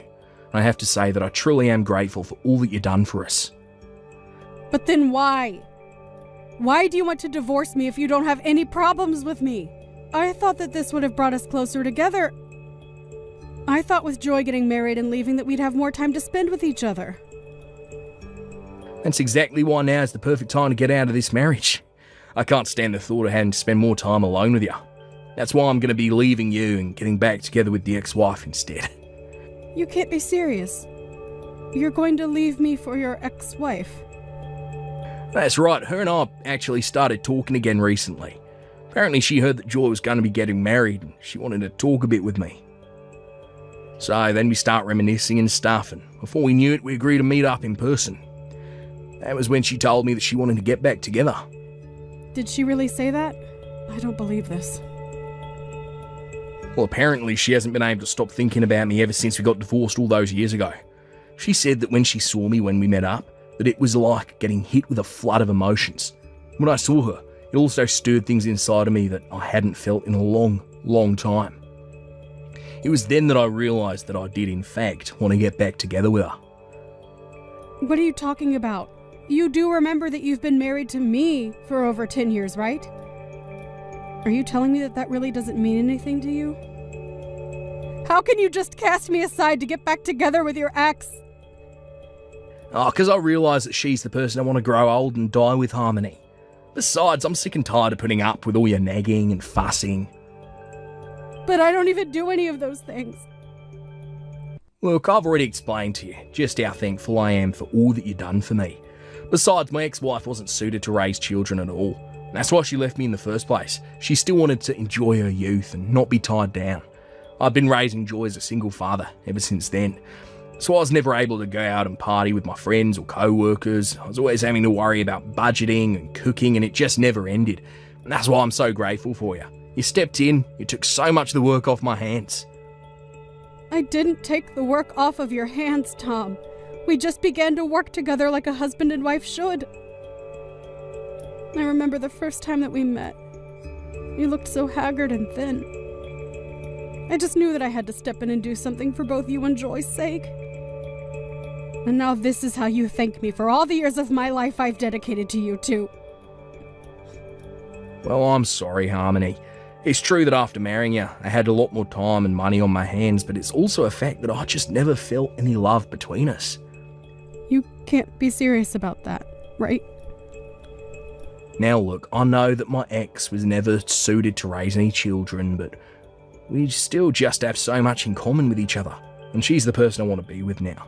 I mean, we both just love getting to go out and explore and shop together. But you're just so strict with money, and I feel like I'm hardly allowed to have any fun with you. You're always telling me that I can't just spend money on whatever I want, we have to prioritise the essentials, and I just feel like I can't do anything even in my own home. Are you kidding me with this right now? No, I mean, just the other day, I was telling you about how I wanted to get a new car. You said that I couldn't because there was nothing wrong with the car that I have now, remember? When I suggest going on a family vacation together, you complain about how we don't have the money to spend on things like that. I mean, what's the point of even working for money if you're not going to be able to spend it? I'm tired of living with a rat like you. Do you really think that way about how we live? For whose sake is it that you think I've been trying to save money for, huh? The whole reason I'm always telling you to think about how we spend our money is because you don't know a thing about budgeting. I've had to hold back from buying so many things for myself because you don't know how to save. So now you're trying to turn around, pin them all on me. When we got married, you only had a few $100s to your name. And yet you were still asking me if I thought you buying a new car was a good idea.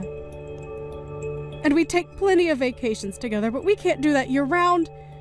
That's why we take one family vacation a year together. But we can't do that every month like how you want to. Besides, we need to think about saving our money so that we can put it towards paying for Joy's college tuition. But if you keep spending at this rate, I don't see how we're even going to have enough for ourselves when we're older. Oh, please. We didn't need to save up any money for Joy's school. That's what student loans are for. I don't see why we'd have to pay for that just because we're her parents. How can you say something like that? It's precisely because we're her parents that we should be working hard to provide her with opportunities for her to grow. It's the job of parents to prepare for this kind of thing. Just where do you get off talking as if you're Joy's real mother, huh? You two aren't even related by birth. I'm the only real parent between us. You really need to remember your place before you open your mouth to talk to me about my daughter. Excuse me? I know that you don't really mean that, Tom. You want to know what I realised when I met up with Linda after she reached out to me? I knew that she was the only woman in the world who understood me. And now that she's finally gotten all her partying out of her system, it's time for me to take her back so we can begin our lives anew. And I guess I'm just in the way of that then. And I guess we're going to pretend like I didn't spend 15 years of my life raising your daughter like my own child. I can't believe you're really just going to walk away from me as if I didn't save you and her from living in the streets. Not just me, Even Joy is, overjoyed that her mother came back to be in her life. She's so happy that we're going to be getting married again. So you just have to let me go already. Okay, fine then. If that's really what you both want, then I know where I'm not wanted. Good. I'm glad you understand. And don't you ever come near my daughter ever again. Got it? And that includes her wedding. I don't need you there, causing any unnecessary drama for us. Harmony, are you there? Do you have any idea what's going on? I heard from my dad that the two of you were getting a divorce, and Dad said that he was going to be getting back with my biological mom. Oh, Joy. I'm so sorry that this is all happening so quickly. Your father barely even spoke to me about it before it was decided. But at least your parents are going to get married before you and your fiancé. Well, so I'm sure that it will be nice to see on the day of your wedding. What are you talking about? Nothing about any of this is good. I don't want Linda there at my wedding. I want you. Do you really think that I would want the person who had me and then ran out of my life there standing next to me on what's supposed to be the happiest day of my life? I'm really happy to know that you feel that way, Joy. But I just don't think that I'm going to be able to go. And I'm afraid that you and I may never be able to meet again. Your dad told me he never wanted me to go near you again. He said what? What is the matter with him? Doesn't he realize that you were the woman who raised me as far back as I can remember? You're the only person I would ever feel comfortable calling my mom. I don't want Linda back, or anywhere near me. Joy? I never knew you felt so strongly about me. I am sick of those two. I've always hated my dad, and I've always hated my mom. Especially Linda. She chose to run around and have fun and left my dad to be the one to take care of me with no help. And meanwhile, my dad was always complaining about how he didn't know how to raise a daughter.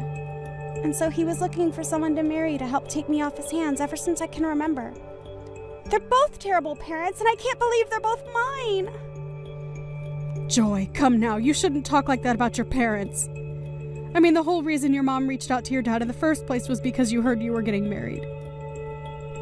No, Harmony, you don't get to. She didn't reach out to my dad because she was happy to hear that I was getting married. I bet that she's just doing all of this because she thinks that she can get some money out of it. I think she probably knows that I'm engaged to marry the CFO of a very large company, and that's why she's trying to convince my dad to take her back. I really don't think that's what your mom is trying to do, Joy. Why is it so hard to believe that the woman who gave birth to you is excited to see you get married and take this step towards adulthood? I am telling you that it isn't that at all. My mom is only out for herself because that's the kind of person that she is.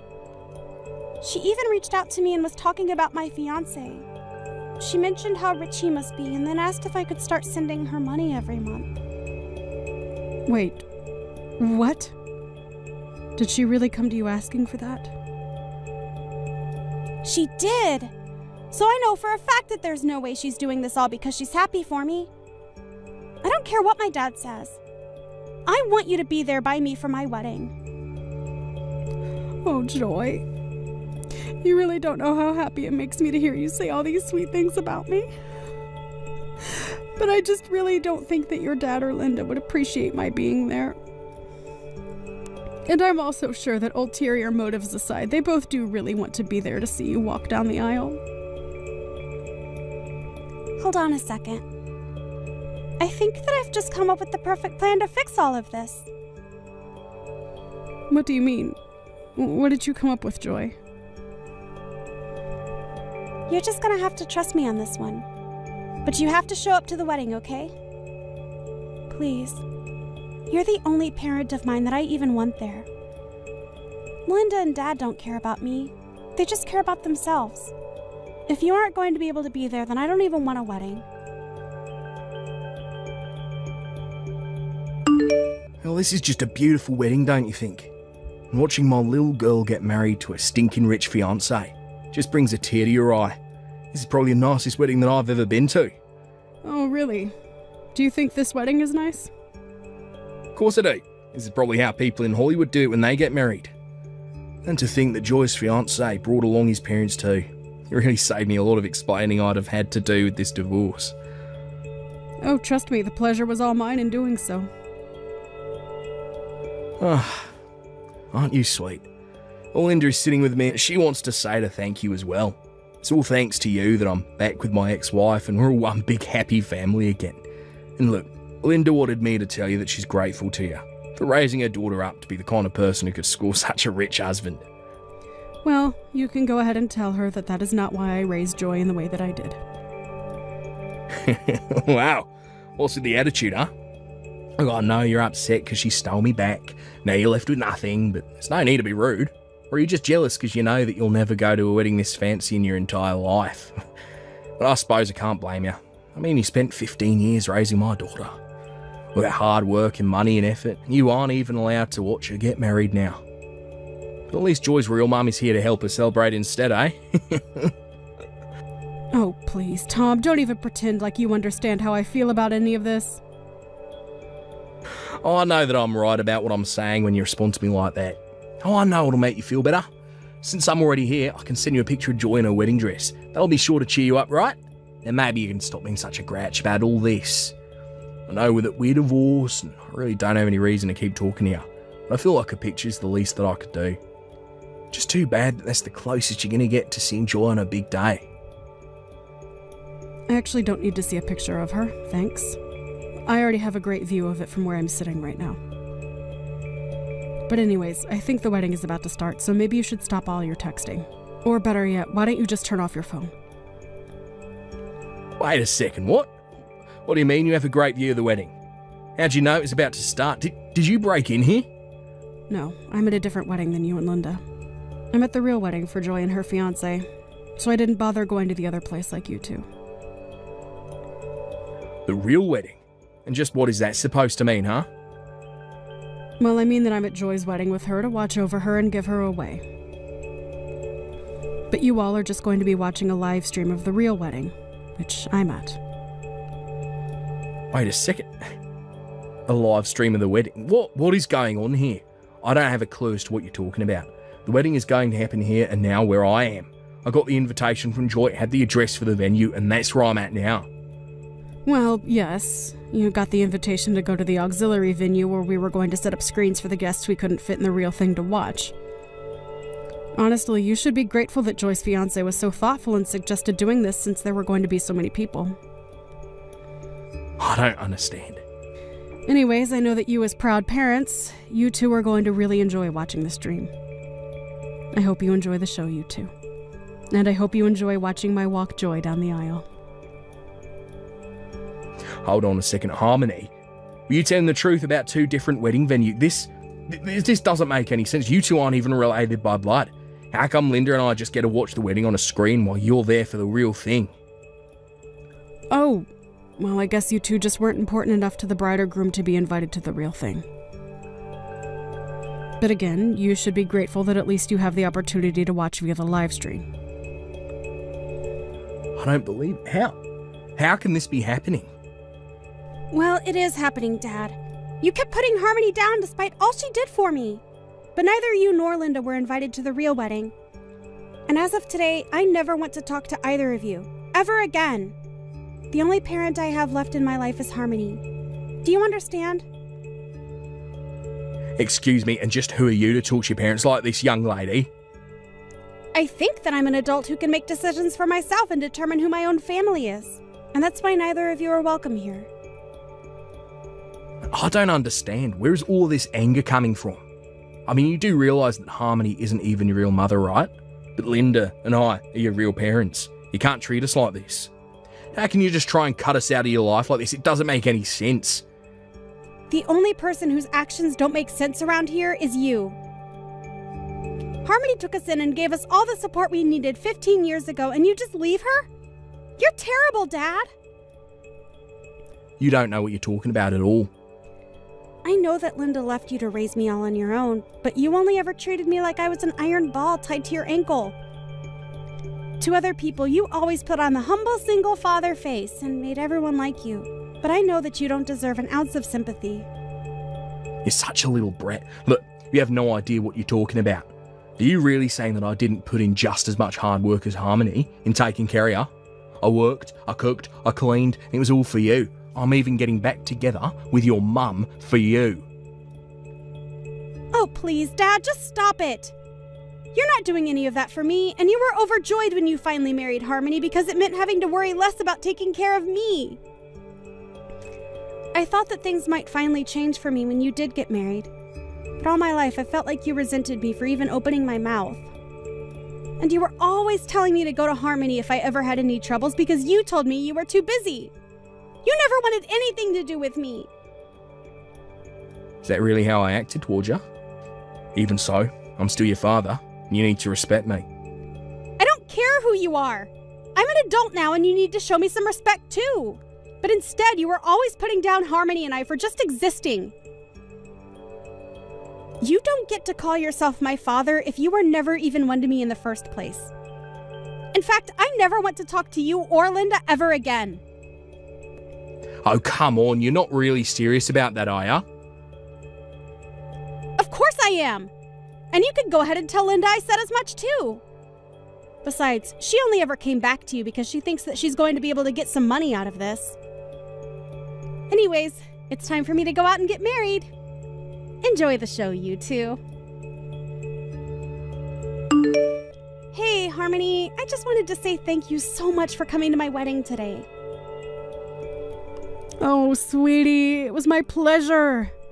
Thank you so much for insisting that I be there. I know this was your big day, but it was one of the happiest of mine as well. I promise to never forget all that you've done for me.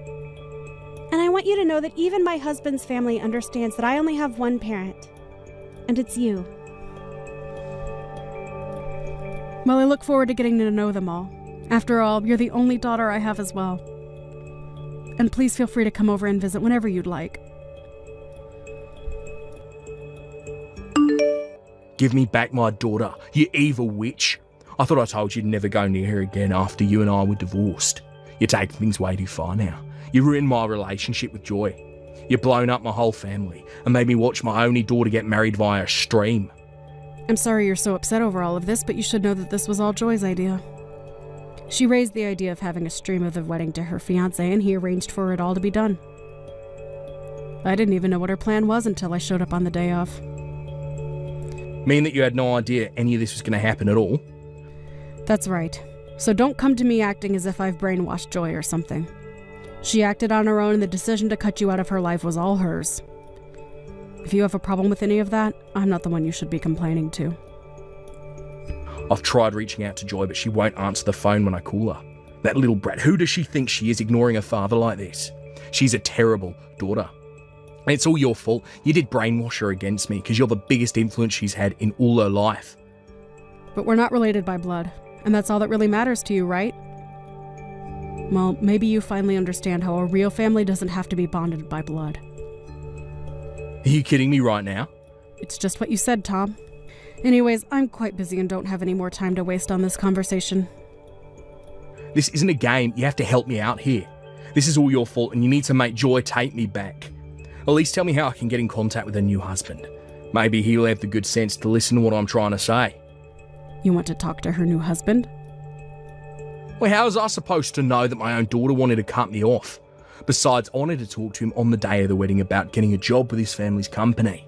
And I wasn't even invited. You ruined my shot at a huge step up. A new job? What's wrong with your current job? Well, the thing is that I don't have a current job anymore. It wasn't like I wanted to just stop working though.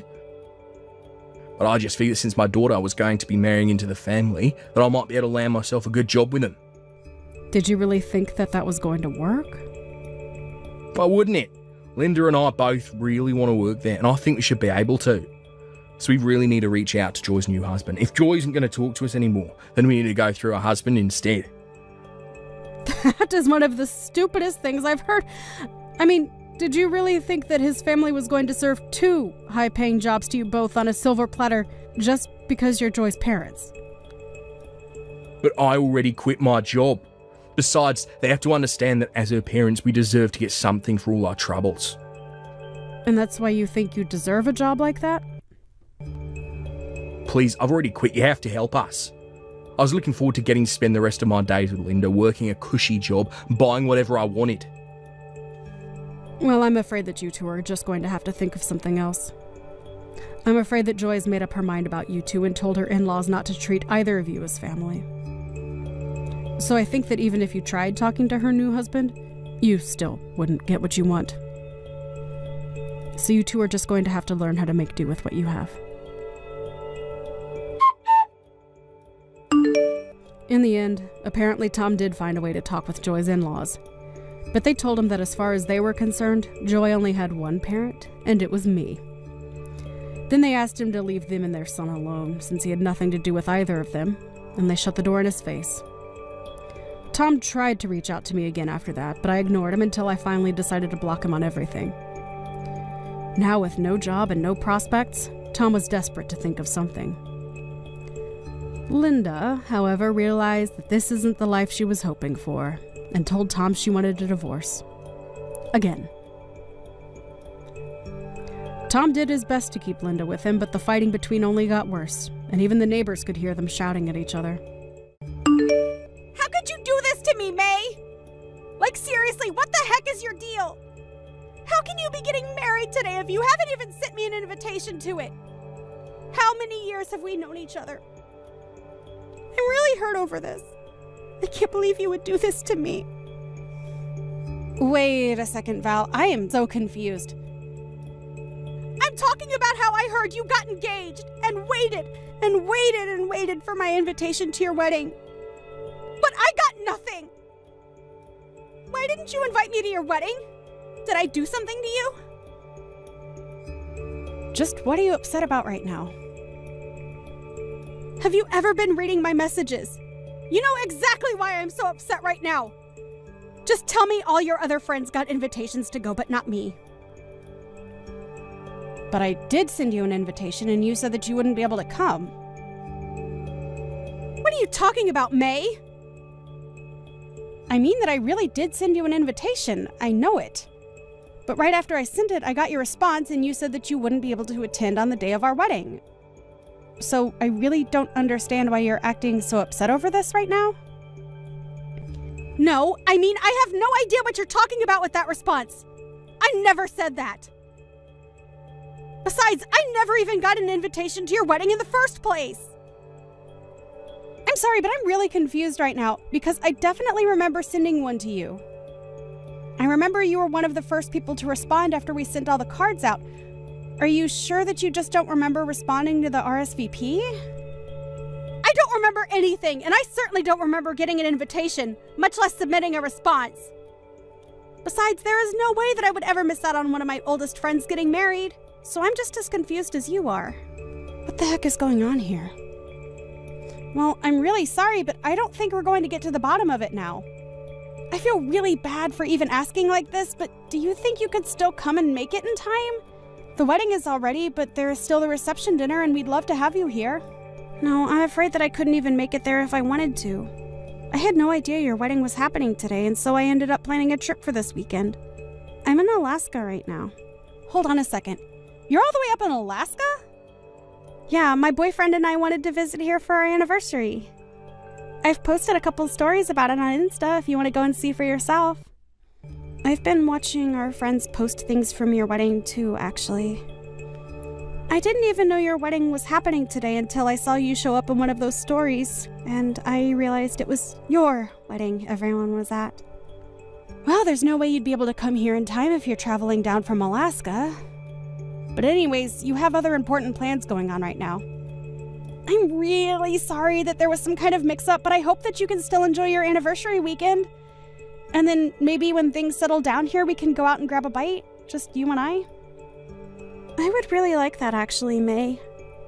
I'm sorry we can't really do anything to fix this right now, but I'll reach out to you once I'm back in town, okay? And then maybe we can talk this out and try and figure out what exactly happened to my invitation. Of course, Val. We have to do that. You're one of my oldest and best friends, and I'm so sorry that you didn't end up getting your invitation. I just hope that you still trust that I really did send one to you. Hey, long time no talk. I heard all about how your wedding pretty much fell apart in front of everyone's eyes. And to think you probably put so much work into planning for it, and it all turned to nothing. Wait, is this Ben? And just why does my ex-boyfriend know that I was getting married today? Oh, let's just say that I heard it through the grapevine, about how you were getting married, and then how the whole ceremony fell apart. Besides, you're still an ex of mine, and I had feelings for you once, so it hurt me so much to find out about what a sad, sad mess your wedding turned into. I seriously have no idea what you're talking about. I'm talking about how your best and oldest friend wasn't able to make it there for you. Not only that, but all your other friends canceled at the very last minute, didn't they? But that's because they all got the date and location completely wrong. Man, I would have loved to see the look on your face. I don't even know what to say to all of this, Ben.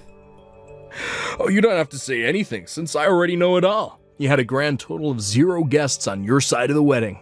That's the saddest marriage that I've ever heard of. Oh, you must have been crying the whole time. You probably had makeup streaming down your dress. Oh, don't worry, though. I would have let you cry on my chest. I don't need your chest to cry on, thank you very much. And if you really want to know, my wedding went off perfectly fine and with minimal problems. Not only that, but most of my friends were able to make it, and we all had a good time. Wait, what? A lot of your friends were able to make it? You serious? I thought that everyone canceled last minute on you. No, I'm sorry to disappoint, but there were no last-minute cancellations from anybody. Which begs the question, just why do you think that my wedding went the way you've described? I'm assuming you've heard this through some friend of yours, but they got their facts way off, so you have no idea what you're talking about. Wait, I know this can't be right. Unless you had something to do with trying to ruin my wedding, and that's why you think all of this happened. But if you must know, I got plenty of responses from my friends saying that they could all come. Although some of them did tell me that after getting their invitation, they got an email saying that the time and location for the wedding had changed. But apparently a lot of them doubted whether I was really the one who sent that. What do you mean? Why'd they question an email like that? Well, everyone agreed that the writing was in my voice, but it was from an email address that I had never used before, and it raised suspicions. Thankfully, I have a lot of sharp friends who caught that and basically told everyone else about the mistake. And in the end, everyone agreed to ignore it. Are you kidding me? So you mean that fake email didn't manage to fool a single person? The way you're reacting to all of this, one might think that you were the one who sent that email out, Ben. You must have known that my husband and I were so busy with the wedding plan that we didn't have any time to spare looking for who the culprit behind the email was. But the issue ended up resolving itself. And now the criminal has come forward and all but admitted what they did. Ah, crap. This is really bad. I was hoping to at least knock out a couple dozen people from going to that. I can't believe I didn't manage to get a single person not to go. What is the matter with you, Ben? Why would you try and do something like this to me? Do you realize how badly things could have gone for me if my friends hadn't picked up on what you were doing? It was kind of the whole point, May. I wanted to ruin the wedding of the girl who dumped me. It isn't fair. Why do you get to have a happily ever after, huh? Are you kidding me with this right now, Ben? You know, I've always been thinking of how I could win you back over, make you mine again. You've always just shot me down at every attempt, and even started seeing other guys. And to top it all off, you go and get married. Well, that's when I knew that I had no choice but to make sure it was one of the worst days of your life. Ben, you have got to give it a rest! I already explained this to you when we broke up. I left you because we were always fighting about the same stupid things. I've told you this every time you've tried to get back together with me. But I was always serious about breaking up with you, and if you didn't realize that, then I'm sorry. But you have seriously just got to give this a rest. I've tried being patient with you, but this is taking it too far. Oh, just shut up. What do you know, huh? You were dating someone just 1 month after you and I broke up. I bet you were cheating on me then. Bet you're cheating on your husband now. I bet your husband was the guy that you left me for in the first place. First of all, you will not insult my new husband. Get it? You and I broke up, and your say in my life ended there. Got it? No, that's not true. You just don't see it how I do yet. But I can give you more than anyone else could. That's why I pretended to be you and changed the date and time of your wedding. And that's why I pretended to be your best friend Val and tell you that I wasn't going to your wedding. Wait a second. Just how are you doing all of this to begin with? I mean, I get making a fake email and writing something that sounds like me, but how did you steal Val's invitation? Oh, that's quite simple, actually. You see, Val and I are going out right now. We're always going over to each other's places to hang out. When I happened to see an especially fancy-looking letter from you in her mail, I did assume it was her wedding invitation. Wait, are you serious? Are you two really going out right now? That's right, I couldn't stand the fact that you're out seeing men who weren't me. So to get back, I started to go out with your best friend. This is what you get for thinking you could get rid of me so easily. I don't even know what to say right now, Ben. You're crazy. I'm only doing what I'm doing because you never cared about my feelings for you. And then to get engaged so soon after we broke up. The moment I heard you were getting married, I was like, this whole plan popped into my head, fully formed. I knew it would be my best shot at ruining your whole wedding. Sure, it might have made you mad at me for a little bit, but I know in the end you would have forgiven me and understood when I offered you a shoulder to cry on. I don't believe it. And so that's the whole reason why you're going out with Val now too? Just to get to me? If it's your friend that you're worried about, then don't. I was only ever using her from the start, but I had no idea just how much you care for her. I had no idea just what a good person she wants to have around. Did you know that she makes more than I do? Not only that, she seems the type to be very generous to people she cares about. I don't get it. What are you trying to say? I'm saying that I may have gotten close to Val as a means to keep a close eye on you while I was trying to ruin your wedding. Then, in the process, I ended up getting this pretty rich girl to go out with me instead, which makes me your best friend's new boyfriend. Nice to meet you. Don't worry, though. I would never want to get with a lousy girl who runs around the way you do. Too bad my plan failed, but I still win in the end. You know what? I have had just about enough of this. I want to break up with you right now, Bed. Wait, what? I don't get what you mean by that, May. I seriously had no idea that you were one of May's exes. And to think that you never even really liked me. You were just always wanting to use me. How could I ever trust a guy like you? Not only that, but now I learned that it's all your fault I missed out on going to May's wedding? I wish I never met you, Benjamin. Wait a second, is this... Am I talking to Val right now? Nice try, but I know that Val's up in Alaska right now. We're up here celebrating our anniversary, haven't you heard? I'm sorry, Ben, but I snuck away from you and went back home. In fact, I actually just barely managed to make it to the wedding reception when I left. Wait, what? What do you mean? What's going on here? I showed up really, really late, and there wasn't much time left before everyone went home, but I still made it. And I was still able to help my best friend celebrate her wedding. So in the end, I was still able to tell May congratulations in person. But this doesn't make any sense. How could you sneak out in time to go to the wedding when you were just beside me? Do you have super speed or something? How'd you get from Alaska to Cincinnati in a matter of seconds? So I take that to mean that you really didn't even notice it while I was again. I'm not surprised, though. I think you've spent more time on your phone than you have talking to me on this trip. You thought I was by your side this whole time. But how could you leave me behind like that? I thought we were here to celebrate our anniversary together. Oh, please, don't act like you didn't suggest going on this trip just so you could try and distract me from May's wedding. You were just trying to draw my attention elsewhere, weren't you? And that's probably why you were on your phone for so long, too. You were just coordinating this little scheme against May. Do you seriously think I'm just going to pretend like I don't know any of that and go back to enjoying the trip? Okay, right. I have been on my phone a lot, and I'm really sorry about that, but I wasn't trying to distract you from anything. This anniversary trip isn't just part of some larger lie. I really did want to go on this trip and celebrate 1 full year of being together. How could you just leave me all alone here?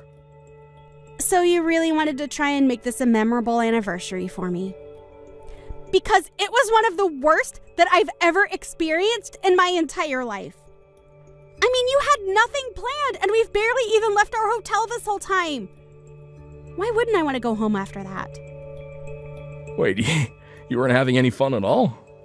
But I brought you here because I thought that you'd like it. I don't get it. What's making you act like this? Did you really think I would be happy just because you took me to some place? You can't just drag me to a new place, be on your phone all the time, and expect me to be happy. I wanted to be doing activities, going out to see sights. I was really excited to do this with you until I found out you had no intention of taking me to do anything while we were there. But I mean, well, how would I know? Well, I tried giving you suggestions or hints or places where I might want to go, but you kept blowing me off until it was time to get on the plane. And you never invited me to make any of the plans with you. You said you would handle everything, and then you just went straight back to being on your phone. We didn't even have a hotel booked until we were just about to board the plane. Do you really think that sounds like a fun trip for everyone? But I just, well, I don't like being tied down with a plan or anything like that. I'm more of a go-with-the-flow kind of traveler. I might be happy to hear that if there was any flow, but you're still just a body of water who flew from one end of the country to the other to just sit and do nothing. Is it going with the flow to not even know where you'll be staying until the night before you arrive in a place? We're not backpacking or anything like that. This was supposed to be a nice anniversary trip. I can't believe I wasted so much time with you. And on top of all that, you're the reason why I wasn't able to help my friend celebrate her wedding. But I mean, you're still the one that left me to go all the way back to her. That's because I was having a terrible time with you, Ben. And besides, you were just using me the whole time. You're a terrible boyfriend and a sad excuse of a man. Wait, Val, please. Can't we just talk this out? It's true that at first I only got with you to get back in May. Then I realized what a great girl you really were, and I knew that I needed to be with you. Well, I don't like you, so tough luck and goodbye, jerk. Please don't act like this. You dragged me all the way to Alaska with no intention to do anything but text May mean things all day while you ignored me. If you can't see why I'm leaving you, then I'm sorry, but that's on you at that point. What do you mean? This isn't fair. I really do like you. Well, I don't, and I've made up my mind about you. No, goodbye, Ben. May, please, you have to help me out here. Val left me. It's all your fault. Excuse me? Are you seriously trying to put all of this on me? You're the one who lied to her and used her for a stupid revenge plot. Just shut up and take me back. Really is the least you could do for me. Please tell me that you're not serious about that. Besides, I literally got married yesterday. I'm already someone's wife, and I won't be taking anyone back. Well, then at least send me some money, please. I don't have enough to get back from Alaska. What do you mean? Didn't you buy a round-trip ticket? No, I didn't. I figured the tickets might be cheaper if I got them at the last minute, so I only got a one-way here. But all the return flights are super pricey, and I can't afford any of them. I don't have money for anything. Sounds to me like you've got a long walk ahead of you, then. A walk? Then I'd have to go through Canada. That's right, huh? Well, I hope you brought your passport. Otherwise, you had better go ask your parents for money. They're already so mad at me for other things, I can't go and do that. Oh, right. Well, good luck with your new life up in Alaska. Hey, can you at least tell Val that I'm stuck here and need help getting back home? Why don't you go and tell her yourself? Well, I tried calling her, but everything goes straight to voicemail, and none of my messages are coming up as read. Oh, well, then it sounds to me like you should probably just give it up. Besides, I think she met someone new at my wedding reception and has been talking to him a lot recently. Wait, you mean that Val's already found someone else? But we barely even broke. How could she do that to me? And how am I gonna get home, please? You have to help me. In the end, Ben called his parents and begged for their help and was finally able to get a flight home. After that, however, they said that they never wanted to hear from Ben again. Feeling betrayed and all alone, things only got worse as upon his return, everyone in my social circle knew that Ben was the person who tried to sabotage my wedding. As for Val, she really hit it off with this new person she met, and soon they're going on their own anniversary trip. I really like this new guy, and we've managed to go on some double dates with my husband. Now, I'm looking forward to the day when I can be there for Val on her wedding. Hey, Rebecca, are you there? I just wanted to let you know that my work is going to be hosting a barbecue this weekend. You better start getting ready for it now. Wait, what? There's going to be a big barbecue this weekend? That's right. It's just a reward for the staff for making half of their sales quota before the quarter is even half over. It's just a way of saying thank you for all the hard work they've done. Well, yes, that certainly is something that should be celebrated. Those are some big feats. But maybe your staff would be more grateful if they receive a little extra time off work? I mean, to have to come into an office cookout on your weekend when you've already been working so hard. I just think they might appreciate getting to spend some more time at home. Wait, what? Are you serious? You don't like the barbecue idea? But we collect a little bit from everyone every month so that we can throw these kinds of office parties. I was going to arrange some really nice food and it was going to be a good time. I'm sure that you were, and I'm sure that all the food would be good. But if they've all been working hard, maybe it's better to give them a chance to rest. I mean, I feel like you've all been working every single weekend already as it is. I just feel like you might have already made them give up enough of their weekends for work. Think of all the plans that have had to be cancelled with family and friends just to put that time back in working. That's totally normal for our office. I'm sure that nobody minded having to work on the weekend at all. Besides, the barbecue isn't going to be work, it's going to be fun. That's how I'm thanking them. It might not be work, but it's just going to be the same people from the office all using their weekend to spend time with each other. Okay, I get it. How about I let the staff bring their family and maybe even a +1 if it's just a friend? I really don't think that you're seeing the point I'm trying to make. I don't think it matters how nice the barbecue is. I think people just wanted a break in general from the company. If they want to have a barbecue with their friends, just give them some extra time off and that's what they'll do. You seriously have no idea what you're talking about. I'm the boss, and I want to show that I care for my employees by throwing them a party. What part of that don't you like? I know that they will work hard for me, and as their boss, it's my job to show that I appreciate them.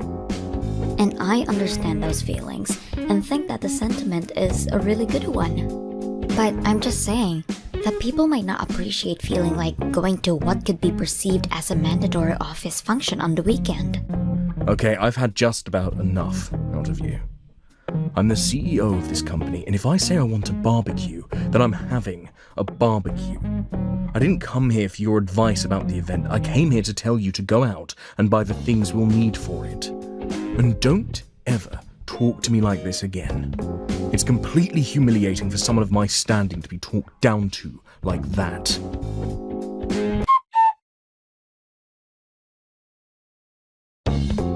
Hey Rebecca, guess what?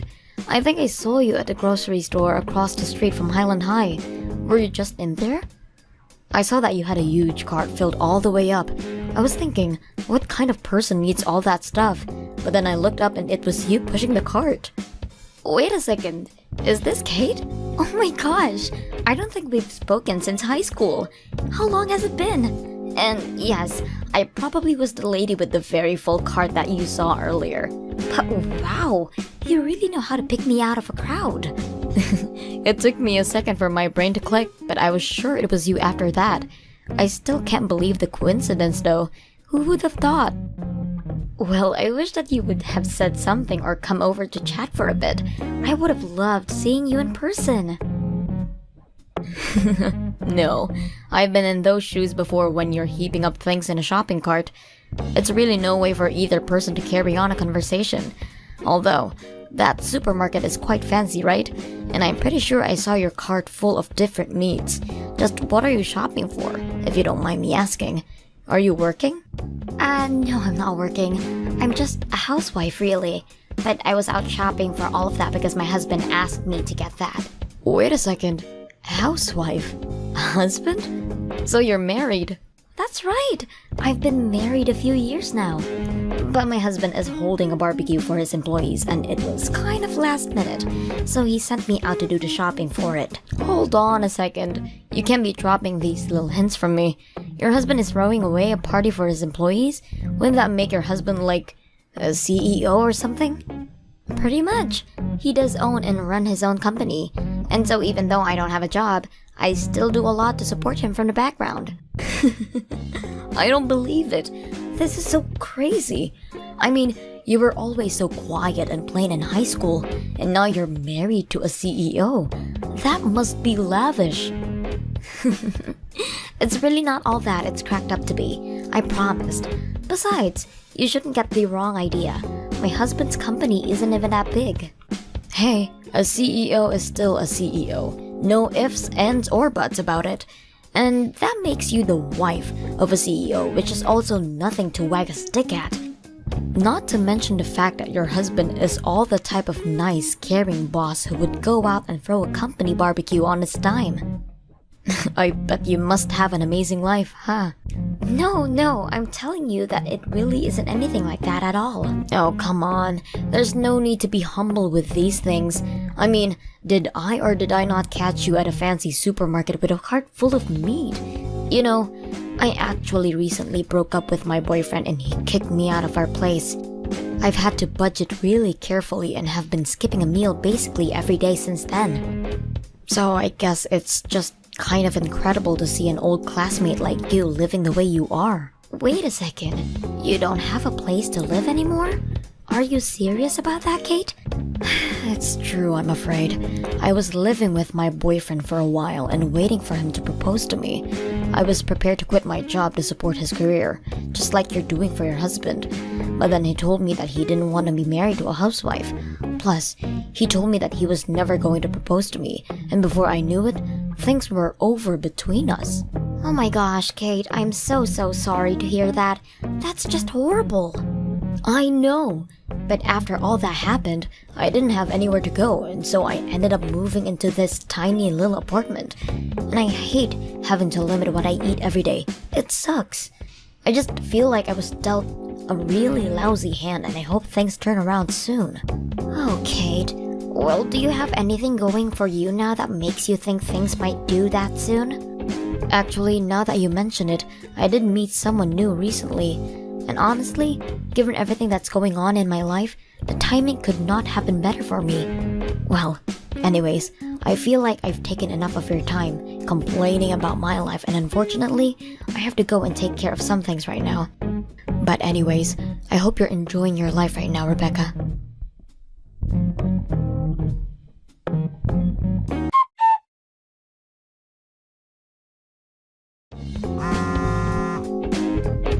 Kate, are you there? Please pick up the phone. I want to know what's going on right now. I'm serious. You open the front door and come out here. You're in my house, you know. Just what are you even doing here anyways? And why did you throw me out of my own home? Oh, Becca, I'm so sorry about this, but I'm afraid that it isn't your house any longer. You see, I've decided that I'm going to take your life and make it mine. Just what is that supposed to mean? It means that I've made Aaron all mine. I'm going to be his new wife, so he doesn't have a need for you anymore. Just get lost already. Excuse me? Are you kidding me right now? What does Aaron have to do with any of this, and what do you mean he's yours now? And why are you treating me as if we're still not husband and wife? You're saying that this is all some kind of plot of yours or something to steal my life? Well, I guess in a nutshell, yeah, that's about right. Let me say it again. I stole your husband, Aaron, from you. He is now all mine, and he's head over heels in love with me. He's already sent out papers to start the divorce process with you, and we've already gone through our civil ceremony to be married. Wait, what? He sent out divorce papers without talking to me about any of this first?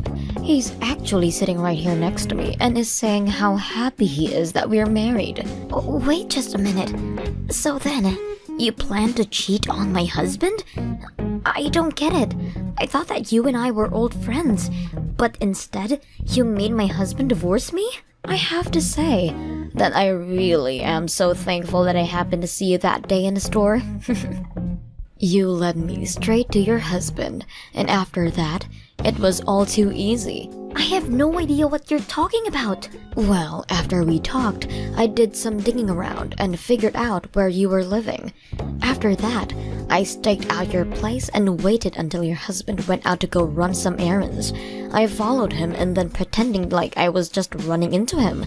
But unlike a plain Jane like you, I have the feminine charms that can make any man swoon over me. So you're telling me that you've basically been seeing my husband ever since then? That's right.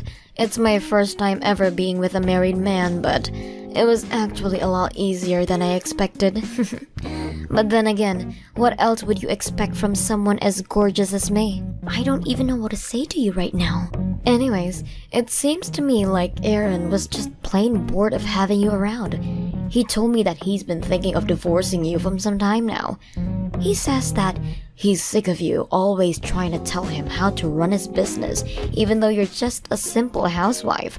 Honestly, you've made my job of stealing Aaron away that much easier. Is he kidding me with all of that nonsense? All I was doing was giving some input on ways that he could better try and improve company morale. But he always just thought of it as me nagging him? At least you finally understand that for yourself now. The job of a CEO's wife is to stand there and look pretty for the press. You're not there to think. You're there to do whatever your husband needs to succeed in his career. It isn't in our place to be telling him how to run his company. Do you actually really think that way? Of course I do. And look where not thinking that way has landed you, Rebecca. Did you really think that you would hold on to your man for long with an attitude like that? All you ever did was get in his way. That's why you should just leave him. Well, I suppose I really don't have any other choice but to leave him at this point. If he's the type of man to talk about me like that, running around with other women and be an all-around pig, then I don't want him in my life either. Except now you've lost your wealthy husband to me. I'm going to be the one living in the lap of luxury from now on. I'm going to steal your easy life, and there's nothing you can do about it. You mean you think that things are going to continue like that when my husband doesn't even have any employees left? But I suppose I really don't have a say in this matter either way. So fine, I'll leave, and you can have my so-called perfect life. I'll just find a new place to live. Now wait just 1 minute. What was that comment about having no employees? That doesn't make any sense. I mean, he held a barbecue for employees and I saw all the food that you bought. Why would you say something like that? Oh yes, when he had that, there were dozens of workers there. But everyone just couldn't stand working for that man anymore. So they all talked and agreed to quit at once. Wait, what? The whole staff quit at once? Are you kidding me? No. They all wrote their letters of resignation and tendered them at the same time. I was actually worried about how to break the news to Aaron, but when I got home, I caught him having his affair with you. That's when you threw me out of the house, and I decided that I'd rather have him find out on his own time. No, hold on, back up. How could the entire staff quit at once? That doesn't make any sense. It makes perfect sense as you knew the company as well as I did. You see, the whole company was actually building up resentment towards Aaron for quite some time. I had noticed it while I was helping him to run his business. I tried to warn him that people have their limits, but Aaron thought I was merely nagging him about how to do his job. I still don't get it. What happened? Here's the thing. I think that Aaron does have a sharp sense for how to run a business. After all, he managed to grow his to as large as it was. What he forgot to do, however, is remember that growth comes with a cost, and that you need to remember to care for the people who got your company to where it is. Essentially, he ignored the well-being of his workers and they'd had enough. So his entire staff really hated Aaron that much? Aaron is the type of person to make his work his life and doesn't mind coming home in on the weekends. But it was not the case for his staff, who were sick of being called in when they should have been relaxing. And while Aaron managed to squeeze some extra productivity out of them, it was only a matter of time until something had to give. So he made them come into the work on weekends? That's right. In fact, the barbecue was supposed to be a way of thanking for the staff for all their tireless effort. but I suggested that Aaron give them some extra time off instead. He, of course, ignored that and insisted that the cookout would solve everything. And after he had left and I was cleaning up, the staff came to me with a box of envelopes bearing their resignation letters. But if the staff of a whole company quits at once, then how is the business supposed to stay open? Yeah, that is not how you want to be running a company. Staffs don't always need a CEO to run a business, but I've yet to see a CEO who can run a business without a staff. And unless he's prepared to take on every single duty that needs doing to stay operational, there is going to have to be some serious downsizing. Downsizing? But wait, what about me? What about my luxurious new life? I was supposed to have it easy for the rest of my days. I guess you better go out and find some new people to work for Aaron then, huh? I sure hope you can find someone after all the negative reviews the employees left after they quit. This can't be happening. I don't believe it. But I really am sorry. I realize I'm overstepping, talking about all this business stuff as if I know what I'm talking about. Besides, I know that you love Aaron for Aaron, and you'll be able to work something out.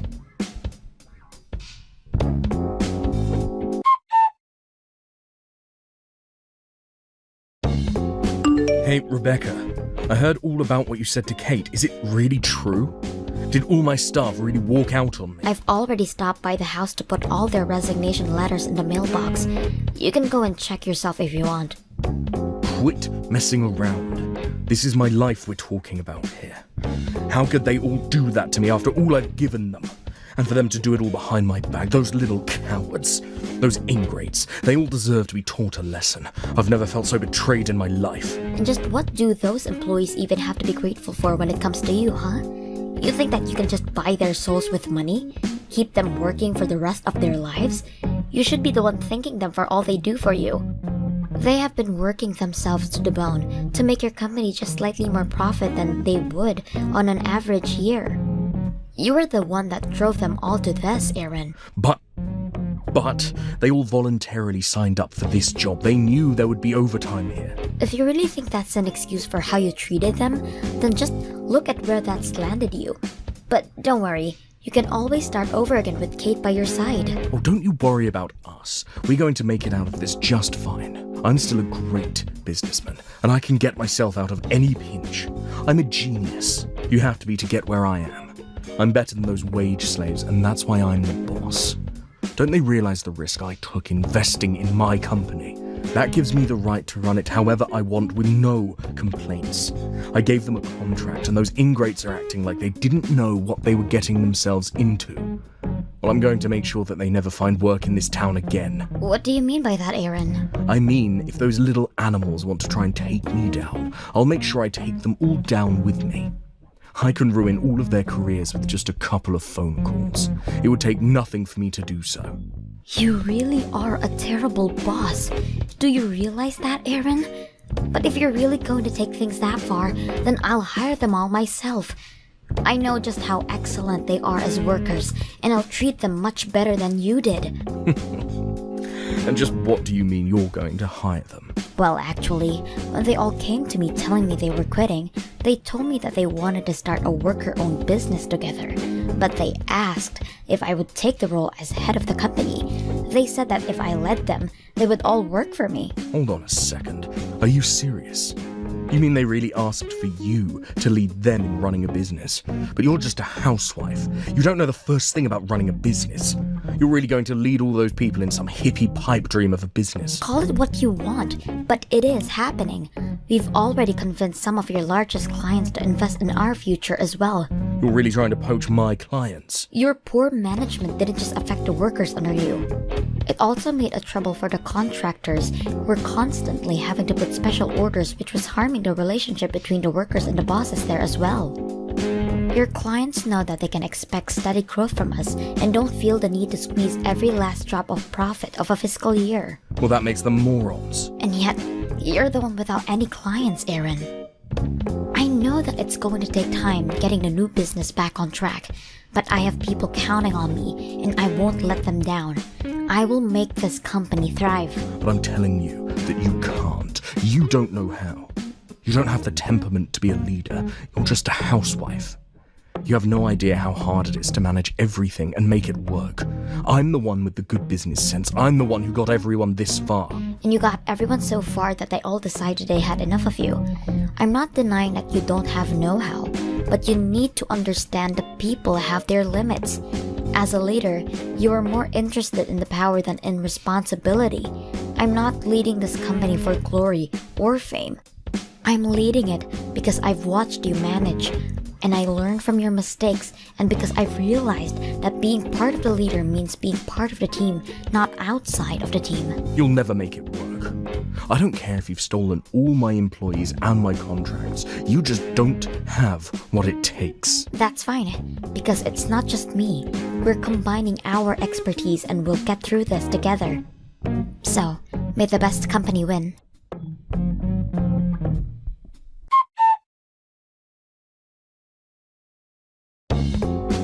Things weren't supposed to go this way. It was supposed to get easier after I married Aaron, not harder.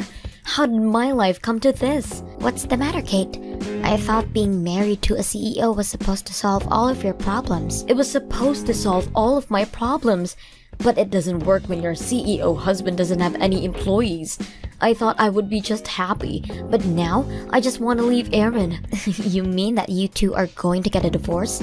But you just got married, didn't you? We did, and I thought I would be living a very different life than I am now. I stole your husband from you, and that was supposed to be the best thing that ever happened to me. But instead, I'm back to where I started, having to budget like there's no tomorrow. This whole plot was a complete failure. Wow, are things really that bad for you two? Are you really that surprised? Aaron has nothing left. His company is just an empty building, and he doesn't have any clients because you stole them all. This is all your fault. Are you kidding me? You were the one who stole Aaron away from me, right? And it was the staff that came to me and asked me to lead them. You're just mad because the staff made their opinions clear and left Aaron behind. But I hate living like this. Plus, Aaron has been so mean to me lately. He even said that he would put me to work since he wouldn't have to pay his wife as an employee. Can you believe that? He's got me working around the clock for him on all kinds of different things. Wow. Is he really making you work for him for free? He is. And on top of that, he still expects me to clean the house and cook all of his meals for him. I knew he's out there trying to find new clients and investors, but he doesn't realize that taking care of the house is a lot of work too. I hate my life. It was better before. At least then, I used to be poor and free. Now I'm poor and practically enslaved by this man. That really is a lot to be dealing with, Kate. I really just want things to end with him. Please, Becca. Can you help me? I need you to get me out of here. You want my help to fix your life? Well, I know that even if I divorce Aaron, I still won't get that much money out of him. This is why I stole him from you. But you have money, right? So you can help me out here. You're the only person I can turn to. Kate, I'm sorry that you're going through all of this, and I really sympathize with you. But this is your divorce, and you can handle it yourself. But I thought we were old friends. Is this really how you're going to treat me after all we've been through together? I'm sorry, but you were the one who came to me bragging about how you stole my husband from me. I really don't feel like I owe you anything. But you can't be serious, right? Look, I'm busy, and am about to start a meeting. I don't have time for this. Hold on just 1 second. You can't leave me like this. What's the matter with you? I'm sorry, but I've got to go. Good luck fixing your life. After that, Aaron declared for bankruptcy for both his business and himself. He may have certain skills necessary for running a company, but he forgot too often about the human element. Not long after that, I heard that him and Kate got divorced. Now, buried in debt, I'm sure Aaron is scheming a way back to take his old life. As for me and the new company I'm managing, we've received support from all over, and operations have been running smoothly. I ensure that all my employees are paid a fair wage, and instead of taking every money from them every month of office parties, I instead invest that money back into the employees through pay raises and days off. All the employees are more than welcome to socialize with each other on their own time, but we agreed when we started this thing that mandatory office fun was to be a thing of the past.